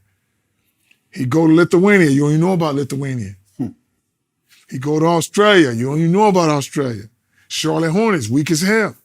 Everybody got to watch Melo. That's what he does. He gonna put people in them seats, you're gonna watch him. My best scorer is Jello. Jello better at score. So when he get to the league, if he played with his brothers, he would lead the league in scoring. Well, in 2018, LeBron joins the Lakers Yes. with Lonzo. Yes. Were you excited about that? I'm not excited about it. Lonzo can play with me and you. So it don't matter who you bring to the team. But I told him before LeBron got there that he was coming. And people say, no, man, you didn't want to come them years before, but you wait till they draft my boy, now you ready to go because you know what we getting. And if him and Lonzo play good together, it's just the coaching. If you don't know what to do with this boy, come on, man. How did the other guy come in there to show you what the coaching was? What's that boy, the coach that came? Frank Vogel come in and win a championship, trade just one player. AD, come on, now we're gonna get a championship. That shows you how a coach believed in him and said, yo, let's go. Where Luke is trying to run all this stuff and now you don't hear nothing about it. If he would have rolled and got behind Lonzo, he would have been winning and grinning. Well, I remember you called Chris Carter and Shannon Sharp fake. Yeah. Why is that? Well, Chris Carter was, he thought he was above, folks and didn't understand. You working for somebody, you have no say-so. So don't act. And Shannon, when we first came with Triple B's, go back, man, I'm gonna get the shoes, man. We bought some shoes. Look behind you. And then the next time, the people upstairs say, hold up. You got knocked, I don't want you on that scene. Well, he had you on a show, though. Yes. Seemed like you guys got along pretty well. Ain't his show. Club Shay Shay? It's Club Shay Shay. That's what is that? Is that his show? I don't think he owns it. Oh, what is it? A podcast? Podcast, yeah. Exactly. Ain't no show then. You could do a podcast. Yeah, me and you could do a podcast. But the podcast is what people are jumping to now. You don't need no major network because if you can get this podcast to go the right way and people give you the views and all that, that's their new thing. But that's why we're here right now. Exactly. Because now we don't have to have all this stuff signing and it's to go into the network and all this. It's set up how the way you want it. So now it goes between, it's not all the paperwork on your side and all the paperwork on my side. It's like this. Vlad, you own this. I'm Triple B, I own this. Me and you say yes and no, we're going to talk to each other. We sitting here like boys just shooting the breeze. Exactly. But you can't do that when you have 12 people on this side, 12 people on this side. Is the money right? Is the time right? Don't talk about this, talk about that. We can talk about whatever we want to. Exactly. Whatever I'm going to answer to, whatever you're going to ask me, and I feel like, yo, what's up? Yeah. Greg Popovich. Yes. Calls you a fan in the peanut gallery. Yes. Why is that? Shut the hell up. You want to be noticed. But nobody's talking about him. If you say something about somebody else, if somebody pay attention to you. They don't care. But these guys thinking they high ranked and they above somebody that feel they can say something like this. Why? Pay attention to your team. Same thing with that boy named Carlisle. He tried to say his 10 cents because he up under Popovich and all them want to be on the same team and he Popovich and under Kerr and all this. Yeah. All y'all shut up and just mind your team. Don't even worry about what's going on this other part. Jello goes to NBA draft and becomes undrafted. Was that a surprise? Yeah. Because Rob and Magic, I went in the back room with them. Do something for Lonzo. Y'all telling me what Lonzo got to do for the team? Okay, we good. Get stronger, faster, more commanding voice. Yeah, do something for me. Get my boy. They tell me we're going to keep family together. But when it get to the 50-something pick, you don't pick him. You pick some other guy that came from Michigan, which I understand Palenka had ties with that type of stuff. So I'm like, Magic, you thought I'm going on your word. So that's when I said, Magic, you're just a face. You have no say-so. You have no control. I thought you had control like that where you're like, man, we're going to get the other ball boy. It was man, you get the other ball boy, Melo with a shoe in. We good. Now we got all 3 boys in LA. Now y'all can do what you want. We good. Let's You've run been this. trying for that the whole time. Yes. Yeah. I'm trying to give them that. Yeah. I'm trying to give them that. So I'm looking at it like, come on now. You don't get jello. So now after a while, look at Magic. I'm gone. Why did Magic say he gone? Because I said what I said. He's just a face. You have no control. So that's why he ended up leaving. Everybody, when he left, everybody was like, what the hell is Magic leaving for? Magic, man, he was like, man, I'm about to give. I think he would have got rid of Luke, but Jeannie liked him so much, we got to keep him. And you end up getting rid of him anyway. But why did we sacrifice all this? It could have been done a long time ago. Well, Kobe wanted Jello on the Lakers. Did he? Yeah. Hold on a second. There's an article about this. That boy can shoot the lights out. Hold on 1 second. I didn't know that. Yeah. Kobe Bryant opened the Lakers drafting LiAngelo Ball if it'll help win. Wow. Yeah. Yeah. Anybody, I mean, the chemistry would have been so good. Yeah. Saying it'd be cool with the team taking another Ball brother. Yeah, come on. If it'll help win. Yeah. Come on. Kobe was for it. That's winning. Why wouldn't you be for that? That's winning. Look at what Jello can do, man. He scored a ball. You think Lonzo would, man, that boy averaged 30, 40 points easy with Lonzo playing. That's Lonzo's right-hand man. He's been running wing for him forever. Yeah. Can you imagine whenever they link up together as grown men, they're going to murder the game. Yeah. All 3 kids together on the Lakers. Is dangerous. The biggest story ever. That'd be crazy. Well, Gary Payton said the Lakers need a leader, not LiAngelo Ball. Who said that? Gary Payton. Uh-huh. He said that when? He said they March need 3rd, 2018. Okay. You say you need a leader. Lonzo was already the leader.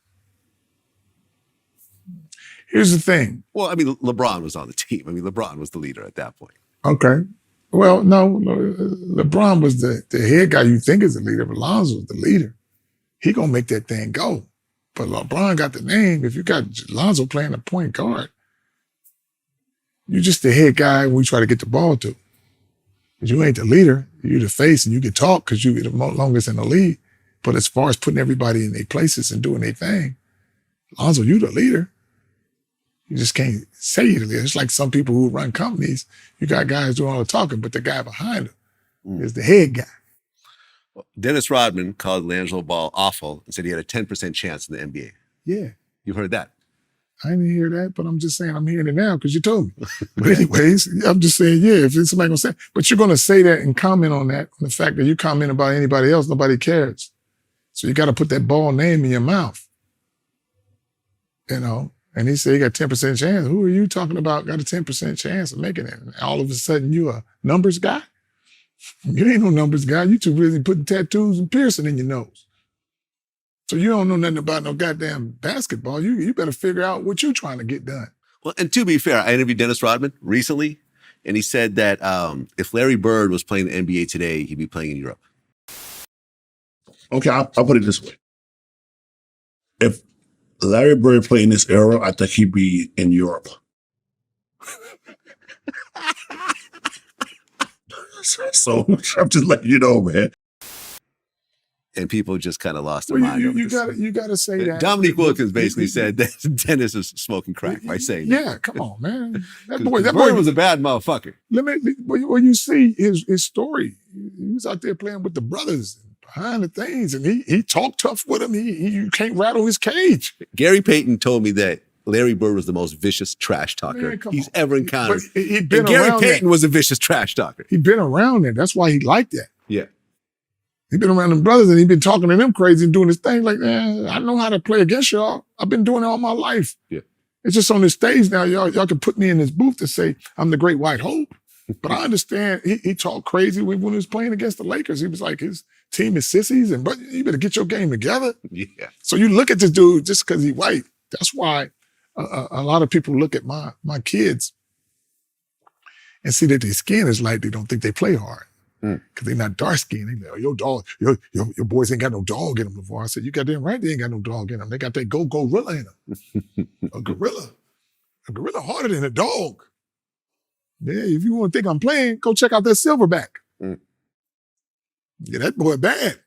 Yep. But I'm showing him like that. But so my boys are like camouflage, man. They play so fast that like when we was beating up teams all throughout high school, they was pressing the whole time, playing like teams in the ghetto play. Fast-paced, pressing, a bunch of brothers gone. But you see my kid, man, looks like 3 white boys out there playing. But they black, and they got the mentality of a dude from South Central. So now you look at them like you don't think they're hard as they is. You don't scare them. So now they're coming at you 100 miles an hour.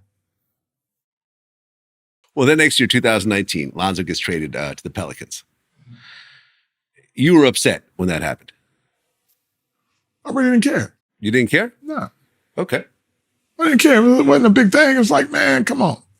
I mean, if you get from under the tutelage of whatever they got going on over there, the coaching and the structure was bad.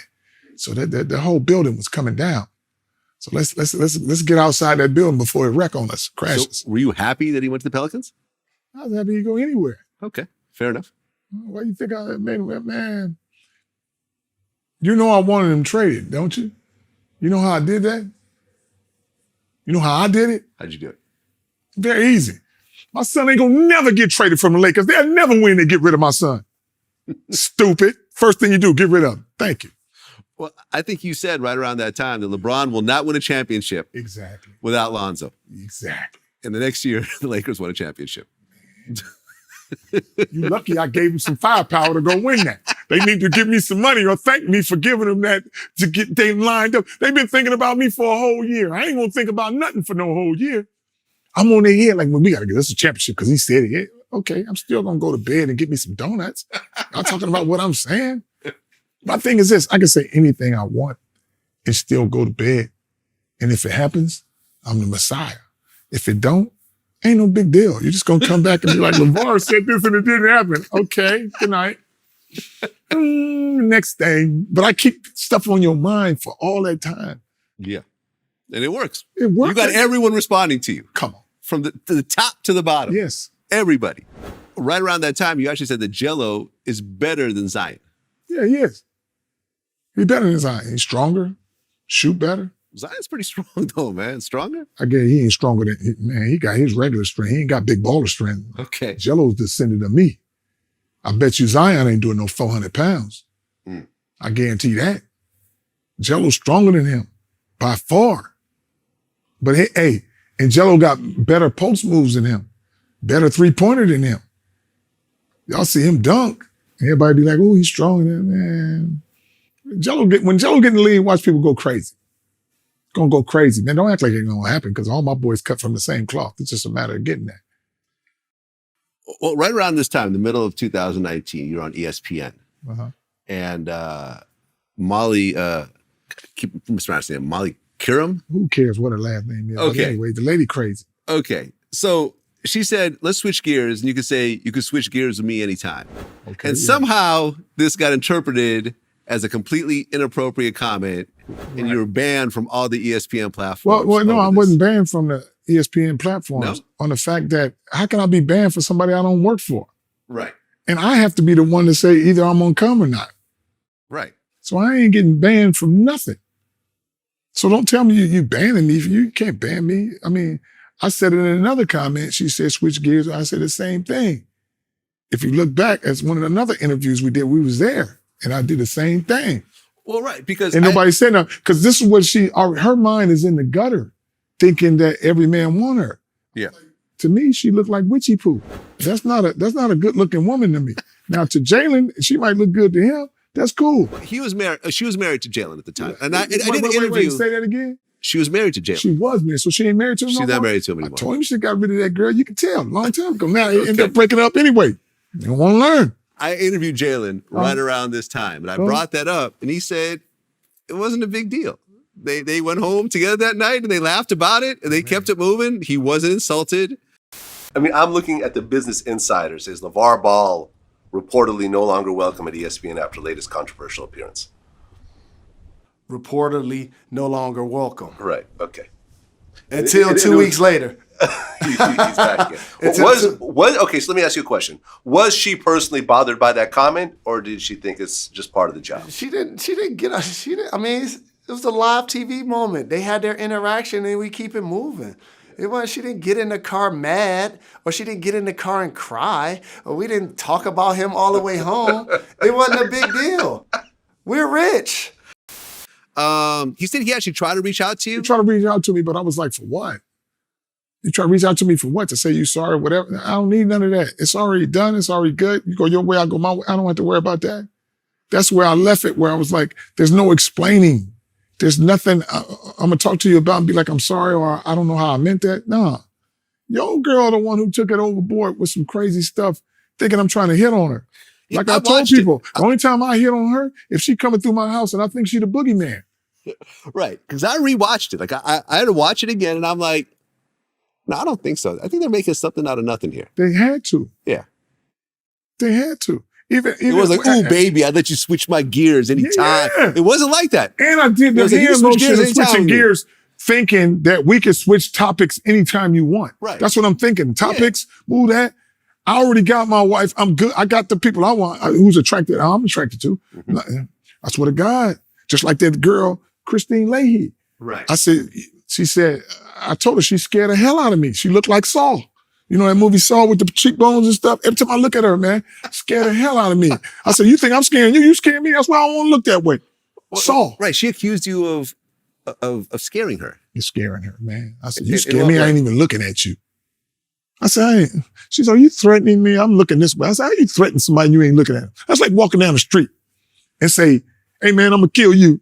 And you don't even know who you pointing to, who you talking to. I'm like, right. I'm not going to even do that. I'm not going to deal with this woman. I don't have to talk to her. I mean, is this something you've dealt with your whole life? Being big, tall, African-American, and feeling like, you know, people overreact, you know, white people clocking their doors when you're around, that type of bullshit? No. It's just whatever happens. I ain't not tripping off that. Tripping off none of this stuff. Right. You know, I'm like, man, come on.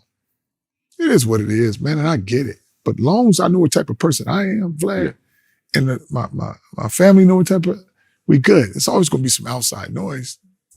Well, around this time, this is where we found out about the problems with Alan Foster. Mm-hmm. Now, didn't Lonzo cut ties with Big Baller Brand over the bullshit that was happening?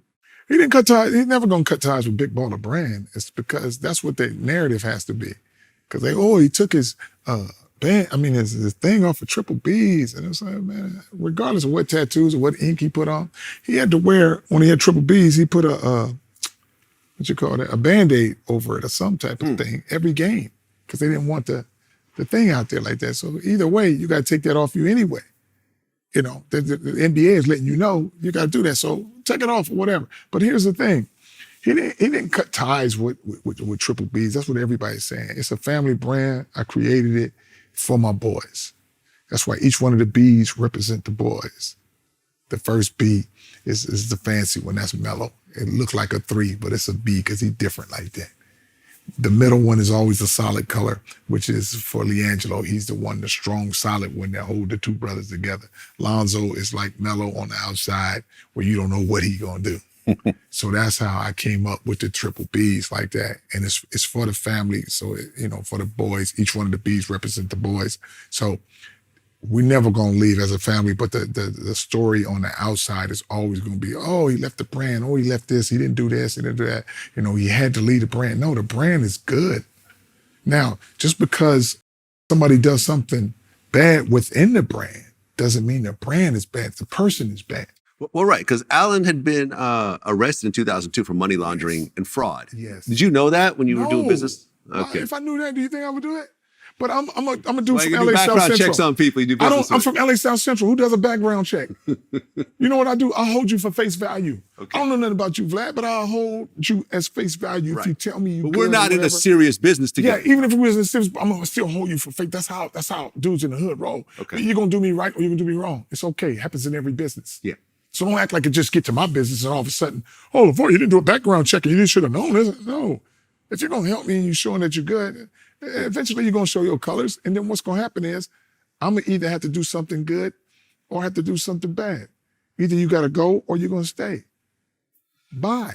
Right, because he was accused of stealing $1.5 million. Well, he stole some money, definitely. And then he tried to sue you saying that you stole $2.5 million. I'm going to steal for myself. That's how stupid he is. I'm going to steal for myself. I'm going to take money from me and Lonza. That's our money. I mean, has this been resolved at this point? Or is this an ongoing lawsuit? This is resolved in my eyes. I'm like, man, this is okay, but is there an active lawsuit right now? No, No. I don't think so. Okay. Yeah. So it's No, all done. It's all done, man. And Allen is I'm no like, longer part of the brand. He's damn sure not part of the brand. He never Right. been part of the brand like that. He was just a director that I let him manage some stuff. He came to me and acting like he got this all business acumen. No. And you've been trying to be slick on people and charging me one thing and charging my son another thing and back talking. That's how you stole the money and did your thing. But it's okay. It's like I said, Triple B's is still here. Why he didn't get his own thing if he did so much and create his own? His name is what he is. He's a Foster. He's false. Yeah. I'm a ball. I'm a baller. Mm-hmm. Why Triple B's? If he did all this stuff for us and he said he was running everything, why don't he go create another brand and do that? Ain't nobody trying to see him. Because you've been a lie and a cheat all your life. Yeah. The trueness gonna come out. It's fine. Listen, whenever I've done business with scammers, I've always gotten scammed at some point. Yeah, I mean, it I happens. learned that the hard way. Yeah, it happens. The last house I rented, the guy was in prison for fraud. And when he got out, he tried to scam us. Yeah. Tried to say we did $150,000 damage to his house. Yeah. And he couldn't afford a lawyer. Yeah. So when we went to court, he kept saying, my lawyer's not here. They finally had to drop it. Right. But yeah, I mean, but he was a scammer. but like I was said, told not to yes. rent the house from him, and I still did it. Yeah. And I And paid the it's price. just like this, man. When it comes to, I'll look through him like glass. I'll never do nothing or say nothing to him. I don't even waste 5% or 10% of my time talking about that or him. I just go forward because I'm not going to waste my time. Mm-hmm. But the biggest thing is he can't even sleep. Why? Because you was right next to me. I was going to take care of you, the family you was already in. Yeah.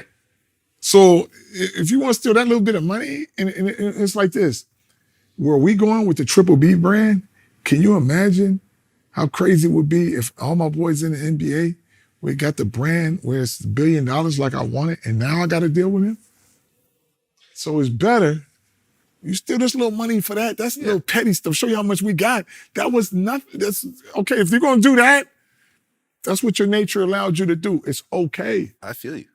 And just like some of the stuff that Lonzo says in the interviews and stuff like that, and it's just him understanding now. Like he was like, man, I thought he was like family, like a father figure type. And I'm like, nah, son, don't talk too crazy, because when you get into interviews, they're gonna go back to that.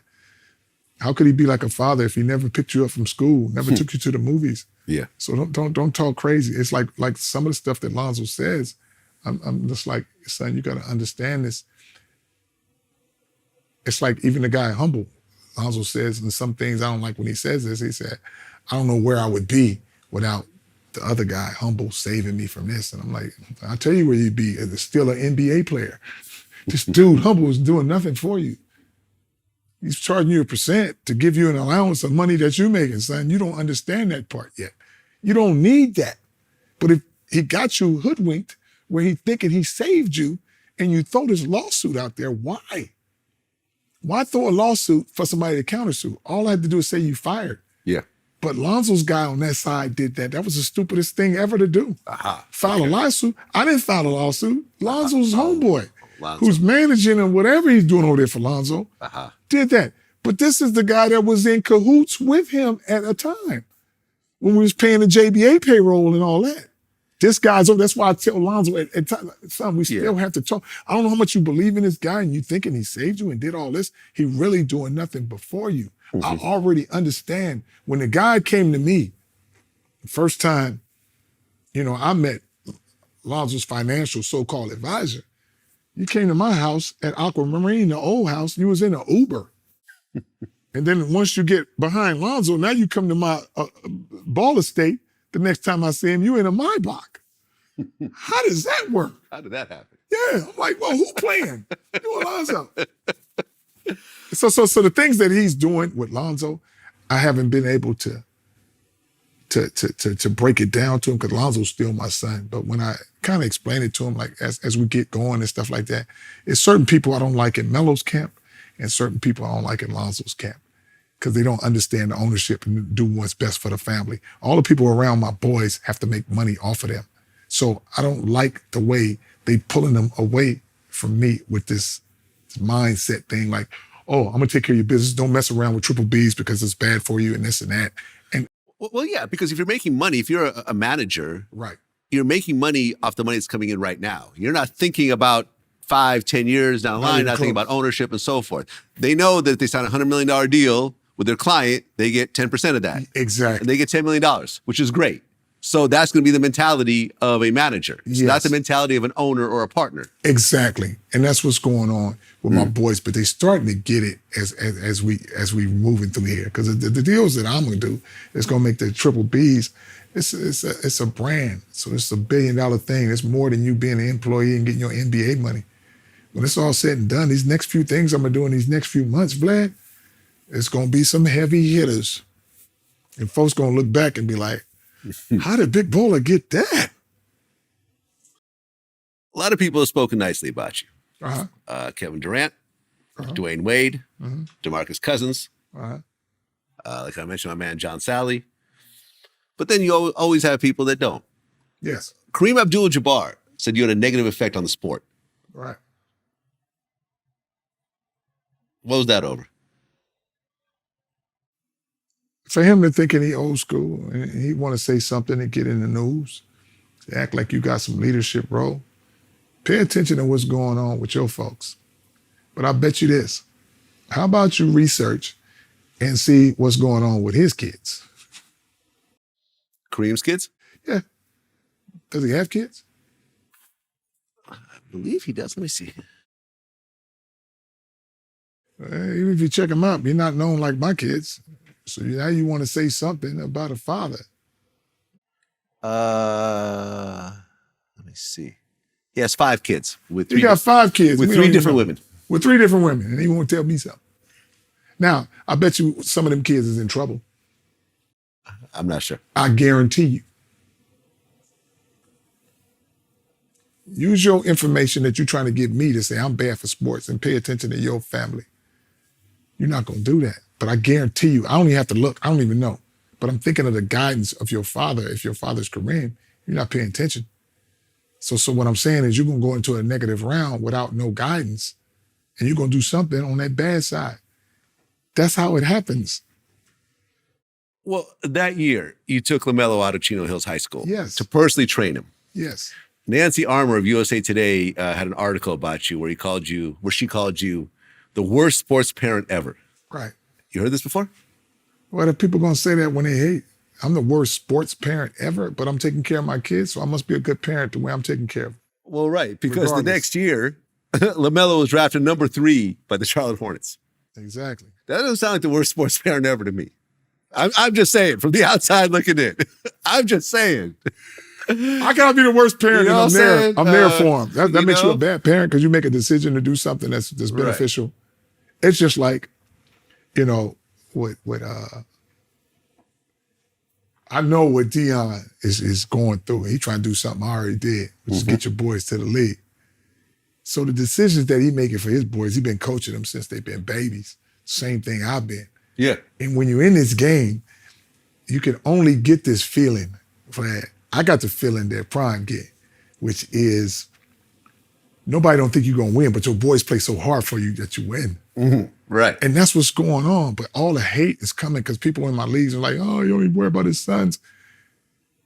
He's relating to these kids and they playing for him. It's a difference. The relationship that he has is no other than these other coaches or whatever. Nobody's like that. So the style that he's doing is creating this big buzz. And I'm going to tell you, it's something special. Like me coming in with my boys, coming in with a brand, they're going to have to think of, being disruptive from whatever they think is something different.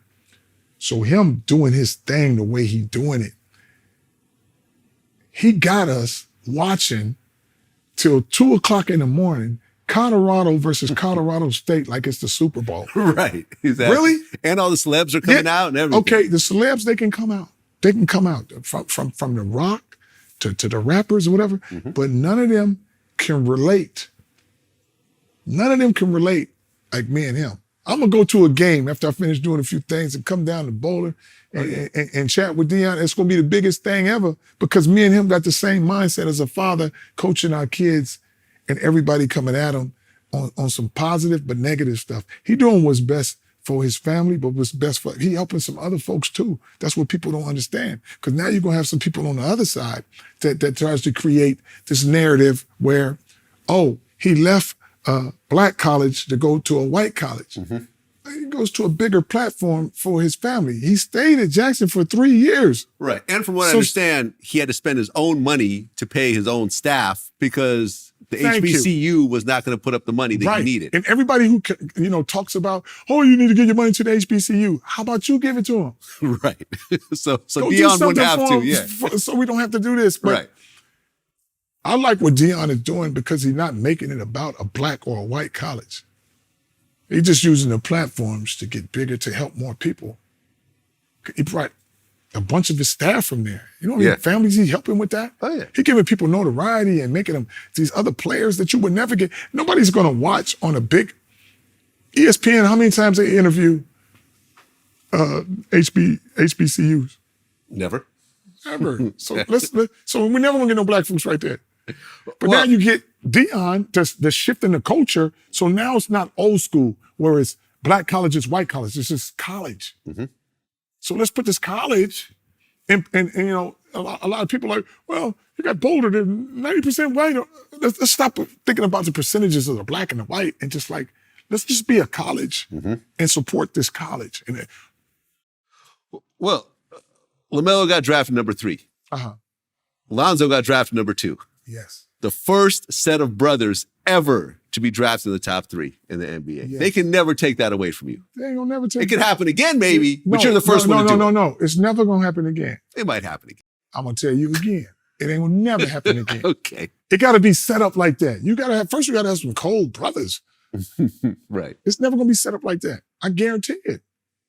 Second and third, and then they try to demean it a little bit by saying top 5, Right. It's top 3. top 3. Yeah.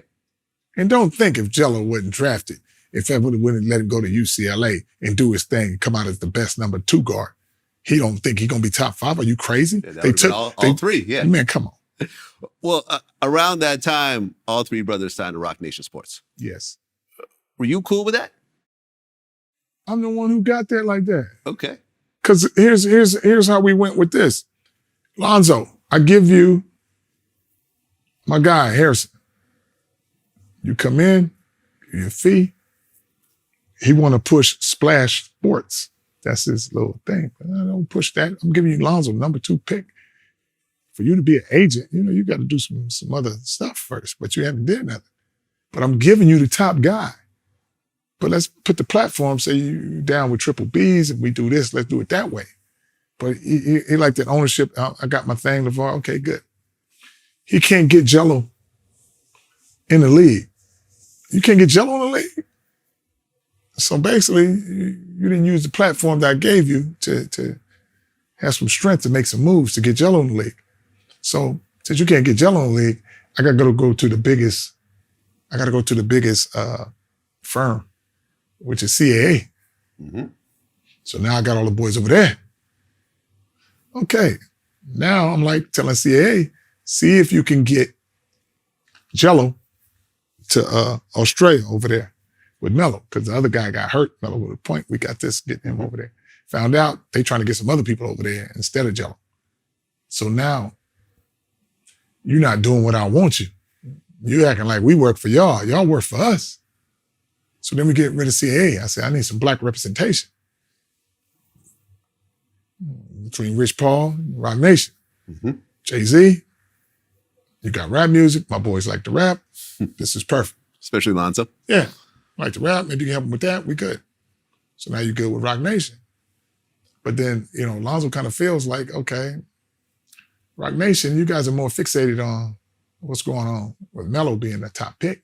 Right. But you're not doing enough for me. So now I'm going to go over here with Clutch. So you guys, did all 3 leave Rock Nation? No. So now with Rock Nation, it's still Melo and Jello. Melo and Jello. Yes. But Lonzo left. Went to Clutch. Well, right, because was it right after the Rock Nation deal that Melo signs a $100 million deal with Puma? Allegedly? Melo never signed a $100 million with Puma, but Puma is not going to deny that. Okay, because this was another the news. brand that gave him. But why would they deny it if it's already in the paper saying they gave him $100 million? Melo ain't making no $100 million off of their first contract. And why would he need a plane?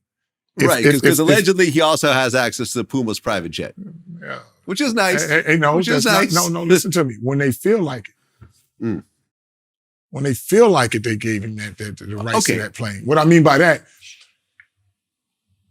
I'll tell you one thing I didn't like. Him going to Jello was playing Summer League. Mm-hmm. Jello playing Summer League. Melo comes to see a game, but he on the private jet coming in. We didn't get no pictures of him going out. Mm-hmm. So it was a one-way private jet. One way. They had to take a Sprinter van to get back to goddamn Chino Hills. Okay, so did Melo sign with Puma? He signed with Puma, yes. Okay, but it wasn't $100 million. No, 100 million, not even close. Can you say how much it is? I'm going to tell you this. I think it was a third of that. A third of that. Still Maybe not a little bad deal. less. Still not a bad deal. Shit, it's the worst deal 30 ever. million? It's the worst deal ever. That's the worst deal ever. Come on, man. Anybody taking an endorsement deal is the worst deal. Come on. Okay. I'll tell you this. What I do with my other son, and you gonna have this is not even out yet. Okay, let's go. I'm gonna sign Jello to the biggest shoe deal ever. Just to show you how this works. Okay. The biggest shoe deal ever. Shoe deal ever. Okay. Can you say with who? Big Baller Brand? Come on. That's it. That's it. Who else would it be with? Okay. Who else would it be with Vlad? Tell me this. I'll let you know, man, this is cold. They want to hear this. Let's go. I'm going to give Jello, when he signs this, I'm going to let everybody see it when he signs it. And trust me, they don't see it. I'm going to give him 100% of the sales of the shoe. Okay. I'm going to make the shoe, but he going to make the shoe.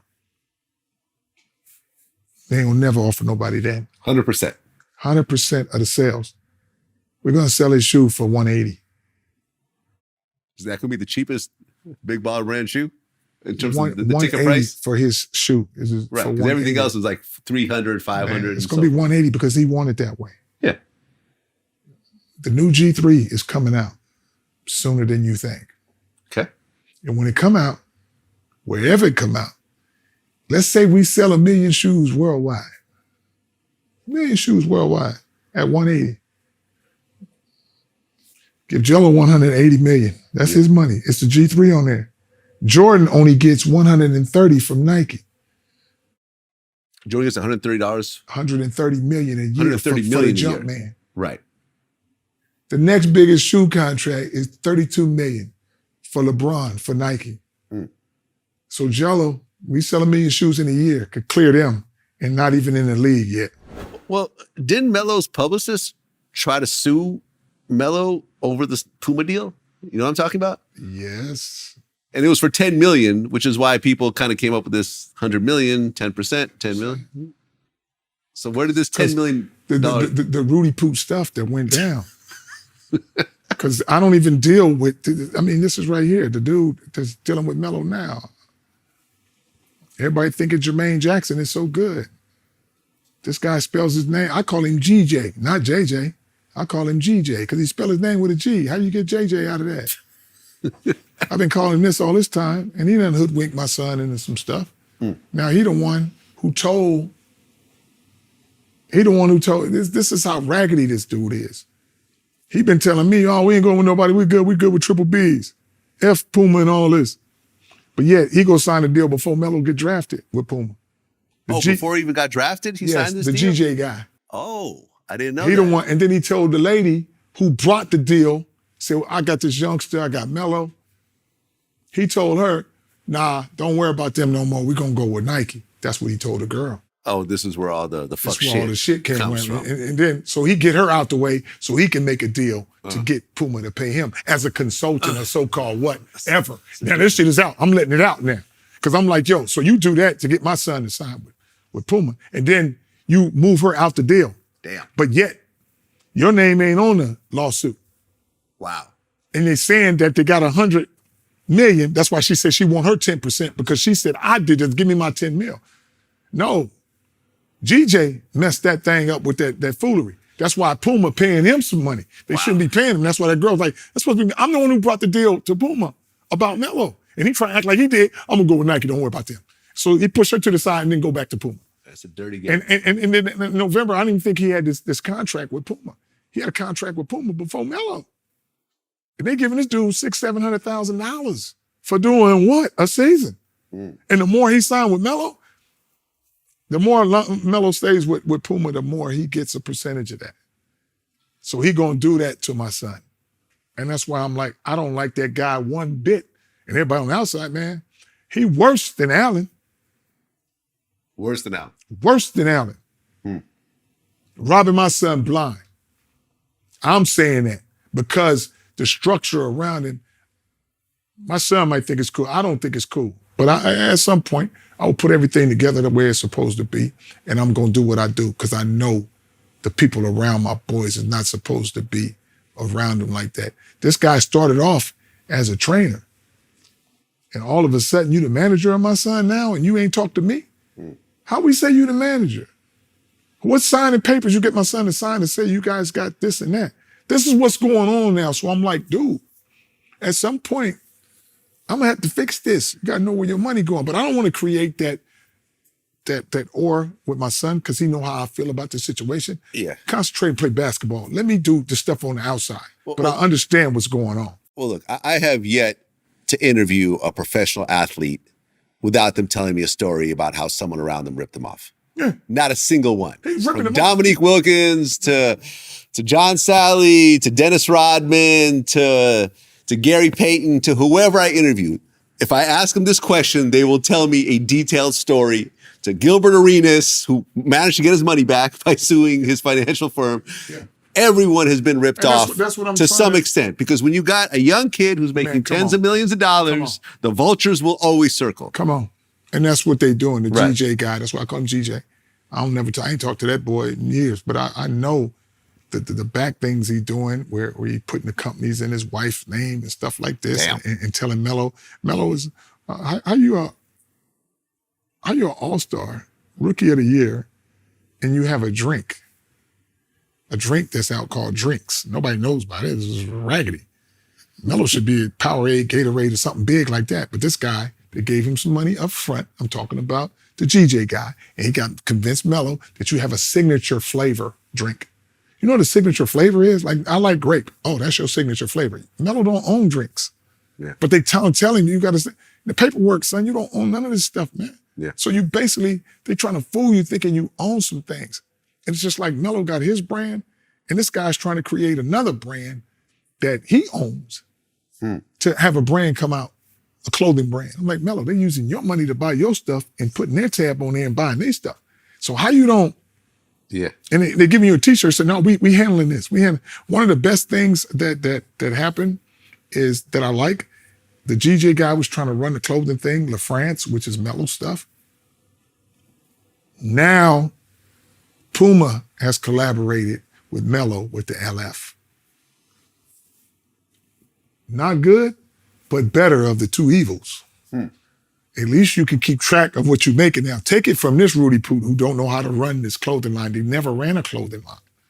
They don't even know where to get the clothing from, the factory. They don't know where your account is going in. At least Puma going to take all that, handle distribution. So Puma, go ahead and put the LF, and at least Melo got his own thing with you guys. I'd rather have that and not complain about it. Gelos joined the Hornets Summer League, and then he had a non-guaranteed contract, then he got waived. Yes. And then he joined the Pistons and got waived. Yes. Remember, you called the Pistons raggedy as hell for cutting him. Yeah. What's going on with him getting picked up and waived? What's the picked up and backstory on all waived. this? Here's the backstory, man. It's on that political thing, but also his ankle was kind of messed up. So now he had the right surgery on it. The ankle is repaired. He had a whole surgery. Okay. Now he's faster than he ever been, jumping higher than he's ever been. It's just something special finna happen for him. Nice. That's that everybody gonna be shocked about, but it's gonna be something very special that folks is gonna be enlightened about. But as far as just not getting the opportunity to he can perform better than these guys or whatever, man. They just, timing is everything. So he gonna get his just due. He's just as good as his brothers because he cut from the same cloth. So I don't know why people don't think he's a superstar. But what is Detroit doing now? I ain't lied. They raggedy as hell. If the organization is raggedy, don't matter what goes on or who comes through there, they're not gonna do nothing. because of the setup. Look at Greensboro. How do you draft people so high and the first thing you do is put them in the G League? Melo was the only one that didn't go to the G League. Why? Because the other guy got hurt. Elsewise, they would have been teeter-totter on him. Mm-hmm.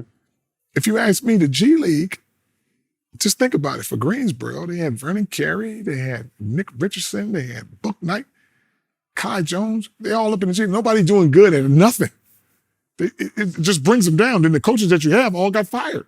Right. So the system that you were trying to run is just raggedy. And it always comes back to, I don't want to sound like a bully or nothing, but here's the thing. If you don't know how to coach them ball boys, you will be done. You're going to get fired. If you think I'm playing, go back and do your history.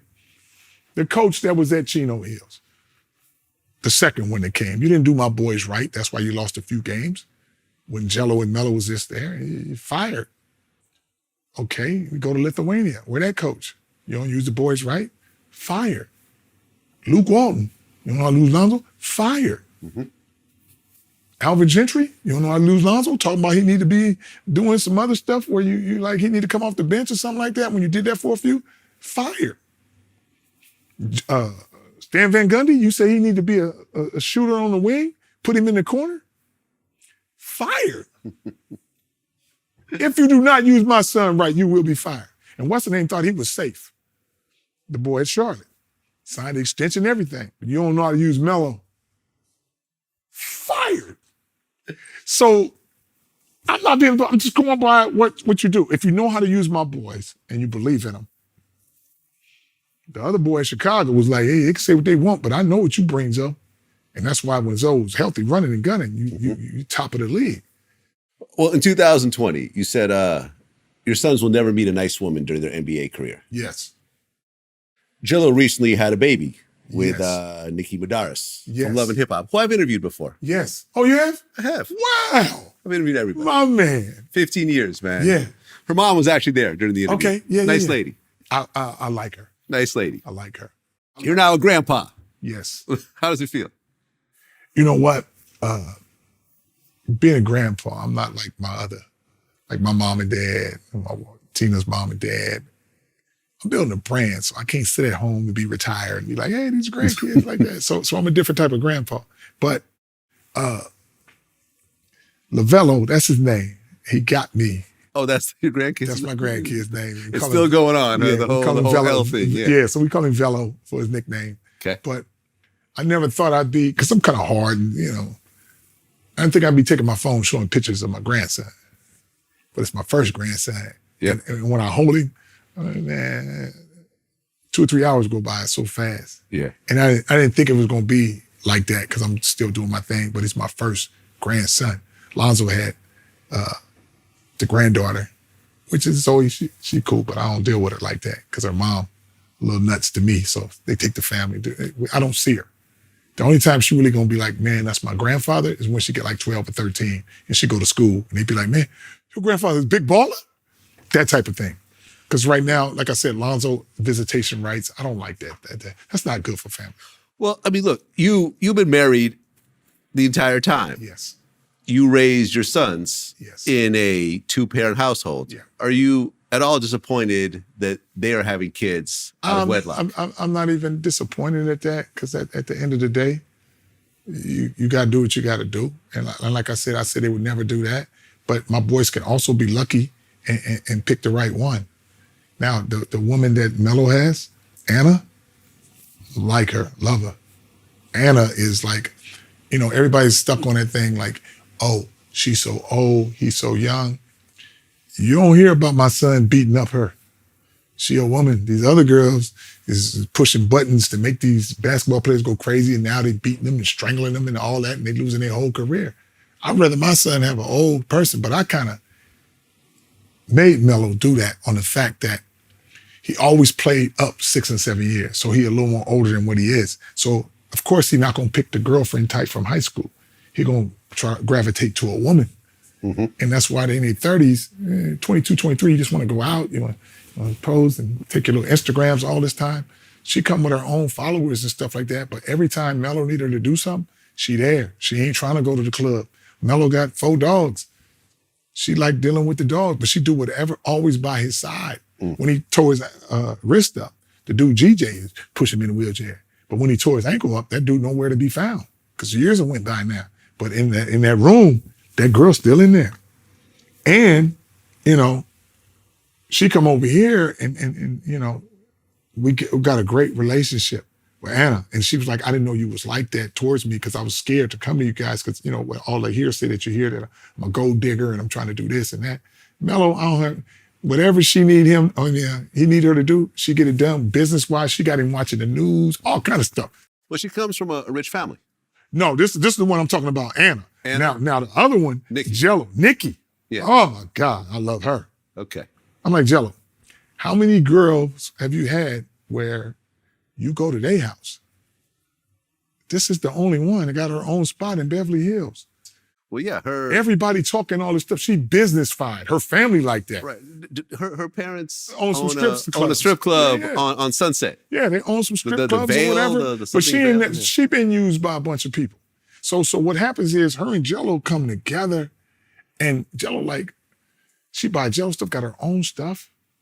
Jello, everybody got to drive his cars, got to stay in his mansion. They ain't got nowhere to go. She do her own thing. So what people don't understand, they're going to be together. And what happened is my boys got that big ball of luck too, that you found the right one.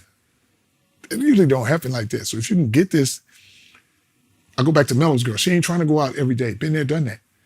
Jello's girl, the same way. Everybody thinking she a gold digger and got a youngster. No, he said these other girls I'm dealing with have no sense. And they make a beautiful couple, and the baby is beautiful. Got a nice look at this, but her mom talk business, and they talk business to Jello about business. Mm-hmm. So this is the part I like. The girl Nikki said, I'm going to get me she had a Lamborghini Urus. She's driving that, the baby seat in the back. Mm-hmm. She said, it's too small. I got to get another ride. I think I'm going to get that Cullinan. Yeah. Rolls Royce Cullinan. Royce, yeah. I'm like, 2 weeks later, she get that. Not using my son's money, using her money. Her own money, yeah. But not just talking. Go get you a Rolls Royce Cullinan because you need a bigger family car for your man and your baby. That's why I love that girl. I'm like, man, they can say what they want about them, but I know what these folks is about. As time go by, you can kind of show yourself, and they've been around for a minute. Yeah. And for him to decide to have a baby with this girl, eventually, they're going to get married. They're not going to. My boys are not going to be like, man, I ain't mess with that girl now. I'm good. But you got a baby now. Yeah. And as long as she doing her thing, but this is what I like about it. She ain't pressuring my son. You better marry me tomorrow. We got to get married. He don't get married when he want to get married. And he understands, yo, let me get my contract first, focus on my basketball. I ain't talking about no little contract. I'm talking about some main stuff. Yeah. That I support both of us. And you keep your business going, I keep 2 incomes, and we good. And our son's going to be good. We'll get married then. Because I'm trying to tell my boys, if y'all going to have these kids, have them all right now so you can bring me out of retirement. So all of them will be 4 and 5 and 6 at the same age. And then I ain't doing nothing. I'm going to train them. And then instead of having 3 ball brothers, you're going to have 3 cousins, 2 brothers, and I only need 5. Well, 2021, LaMelo Ball named the NBA Rookie of the Year. How did that feel as a dad? I don't feel no different because that's what he do. Come on, man. This ain't no, Lonzo will get hurt, he's Rookie of the Year. My boys come in the league, that's how they are. How did Melo just finish winning Rookie of the Year in Australia and only played 11, 12 games? Getting triple doubles and doing what he want. Of course he's going to be the leader. I mean, the Rookie of the Year. I said it before that. Mm-hmm. So he's going to get Rookie of the Year, easy. Playing for Michael Jordan, supposed to be the best player. Come on, man. Well, you made a comment. You said that LaMelo doesn't need Michael Jordan's advice. When was the last time he won? Exactly. What advice he going to give my son? You ain't no point guard. And if he was going to give him some advice, he gave him some advice before he got drafted. Right. And if you really had some advice to give him, how about you give your coach advice and then he don't have to sit down the first 20 games? Whoever drafts somebody number 3 and then you don't start them, tell me how that worked. Give them their advice. Hey, I think you should play this guy. 20 games and somebody got to get hurt. Now all of a sudden you guys say, oh, I think we'll start him now. Should have started him when he got a triple-double off the bench. Well, I remember you had mentioned that you wanted the Pelicans to trade Lonzo because he can't stand New Orleans. Yeah. And then they traded him. Yep. To the Chicago Bulls. Yep. A 4-year, $85 million deal. Yeah, Rudy Poo. That wasn't a big deal? Excuse my language. He's 100 million mother. What were his Easy. other deals leading up to this? Were they in the same caliber or were they bigger or smaller? I have no idea. You're dealing with Clutch Sports, Okay, fair enough. and which is cool. And I'm like this with the thing with Clutch Sports. You're making it look like you saved my son. Nah, because I didn't even want that deal.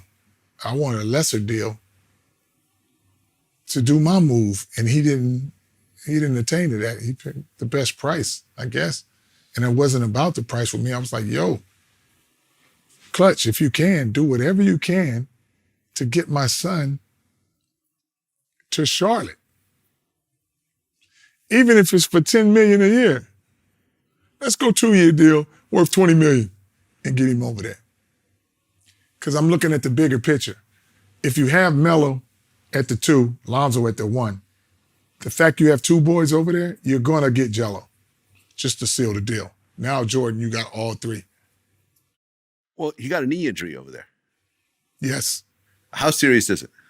Serious enough that you got to have surgery to have a replacement. Okay, so has that already happened? It's already happened. He's rehabbing. That's why he got to rehab this whole year. Okay. He's young. He'll be good. Because the technology and the stuff that they have now, it's going. Everybody likes to go back to, the Brendan Roy, the technology that they have now, you could put something in there and work back to that thing and be good. Right, because there's been a lot of talk. Yeah. I mean, there's Everybody's saying- there's rumors the Chicago Right. Bulls believe that he'll never play again. Right. Everybody does. But didn't they say that he might not play this upcoming season? He's not playing this upcoming He's not season. playing this upcoming season. Okay, but the season after that, He's going to play. he's going to play. Yeah. Hopefully by then, man, we have a situation where everybody is doubting him. And that's what I need. Because I need everybody to doubt him.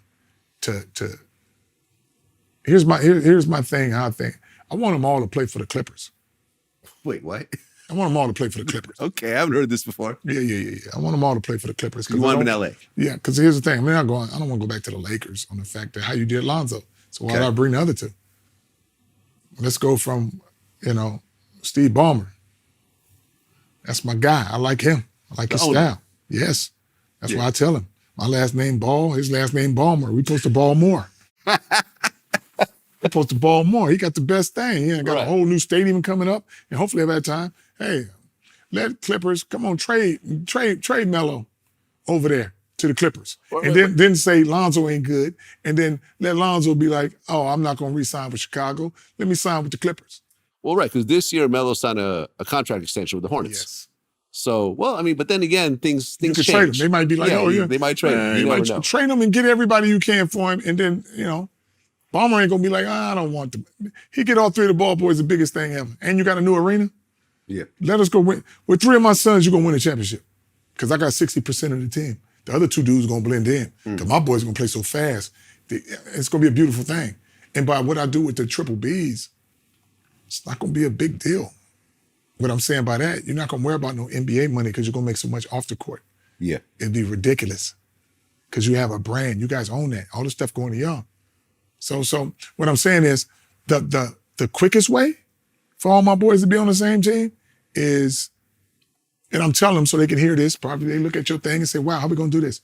Well, if you want Melo in Charlotte, you got new ownership or whatever. Tell the new ownership, trade Rozier and get LiAngelo. Trade Rozier and get Lonzo. Now we both win. You got to shoot over there in Chicago and bring Lonzo over here with his brother. And then let him play, not this year coming, but the next year. And give him his money. And then go get Jello after he played wherever he played for a year or so. And now you got all 3 ball boys in Charlotte. What I was trying to tell Jordan to do. I'm going to end it with this. I watched an interview that you did. Uh-huh. And you said something that really got to me. You said, somebody's got to believe in you for you to be successful. Oh, yes. And that's what you did to the extreme. Uh-huh. You took these 3 little kids with no athletic training, and ever since they can walk, you've trained them to be successful, and you believed in them. Uh-huh. You knew that they were going to be successful in your heart, and all 3 became successful. Yeah. That's something a lot of people don't have. Because there's nothing like someone killing your dreams to make you say, maybe I'm not that good at this. I'll just go do something else. Vlad, listen to me on this and tell me. And it's very, we're coming to a close and whatever. I have to believe in my boys, and my boys got to believe in me. They believe that whatever my dad tell me to do, I'm going to be successful. And I believe if I tell you what to do, you're going to be successful. So we both have to believe in each other. So they have to believe that if I tell you to do these pull-ups and these dips and these push-ups and run these hills and do as I tell you, you're going to be, it never was a thing to say, I told them since they was babies, you born to go pro. With the last name named Ball, what you think you're going to do? You're going to ball till you fall. So if I line all this stuff up for you, you listen to what I'm saying, this is what's going to happen. It never was a thing to say, well, if we don't make pro, I don't do, they was going to the NBA straight out the womb because I train them like that. But they got to believe that if I tell them what to do, son, this is what's going to happen if you believe me. But you believe in me, I believe in you. We both successful. That's where we're going to end it. LaVar Ball, truly a pleasure to Vlad, speak to you much today. pleasure, man. I don't know how much time went by, man, but I had a great time chatting with you, man. It's just Likewise. organic, and it's just a beautiful thing, man. That's what it is. And let's do a tour of your house. Yes, let's get it. Boom.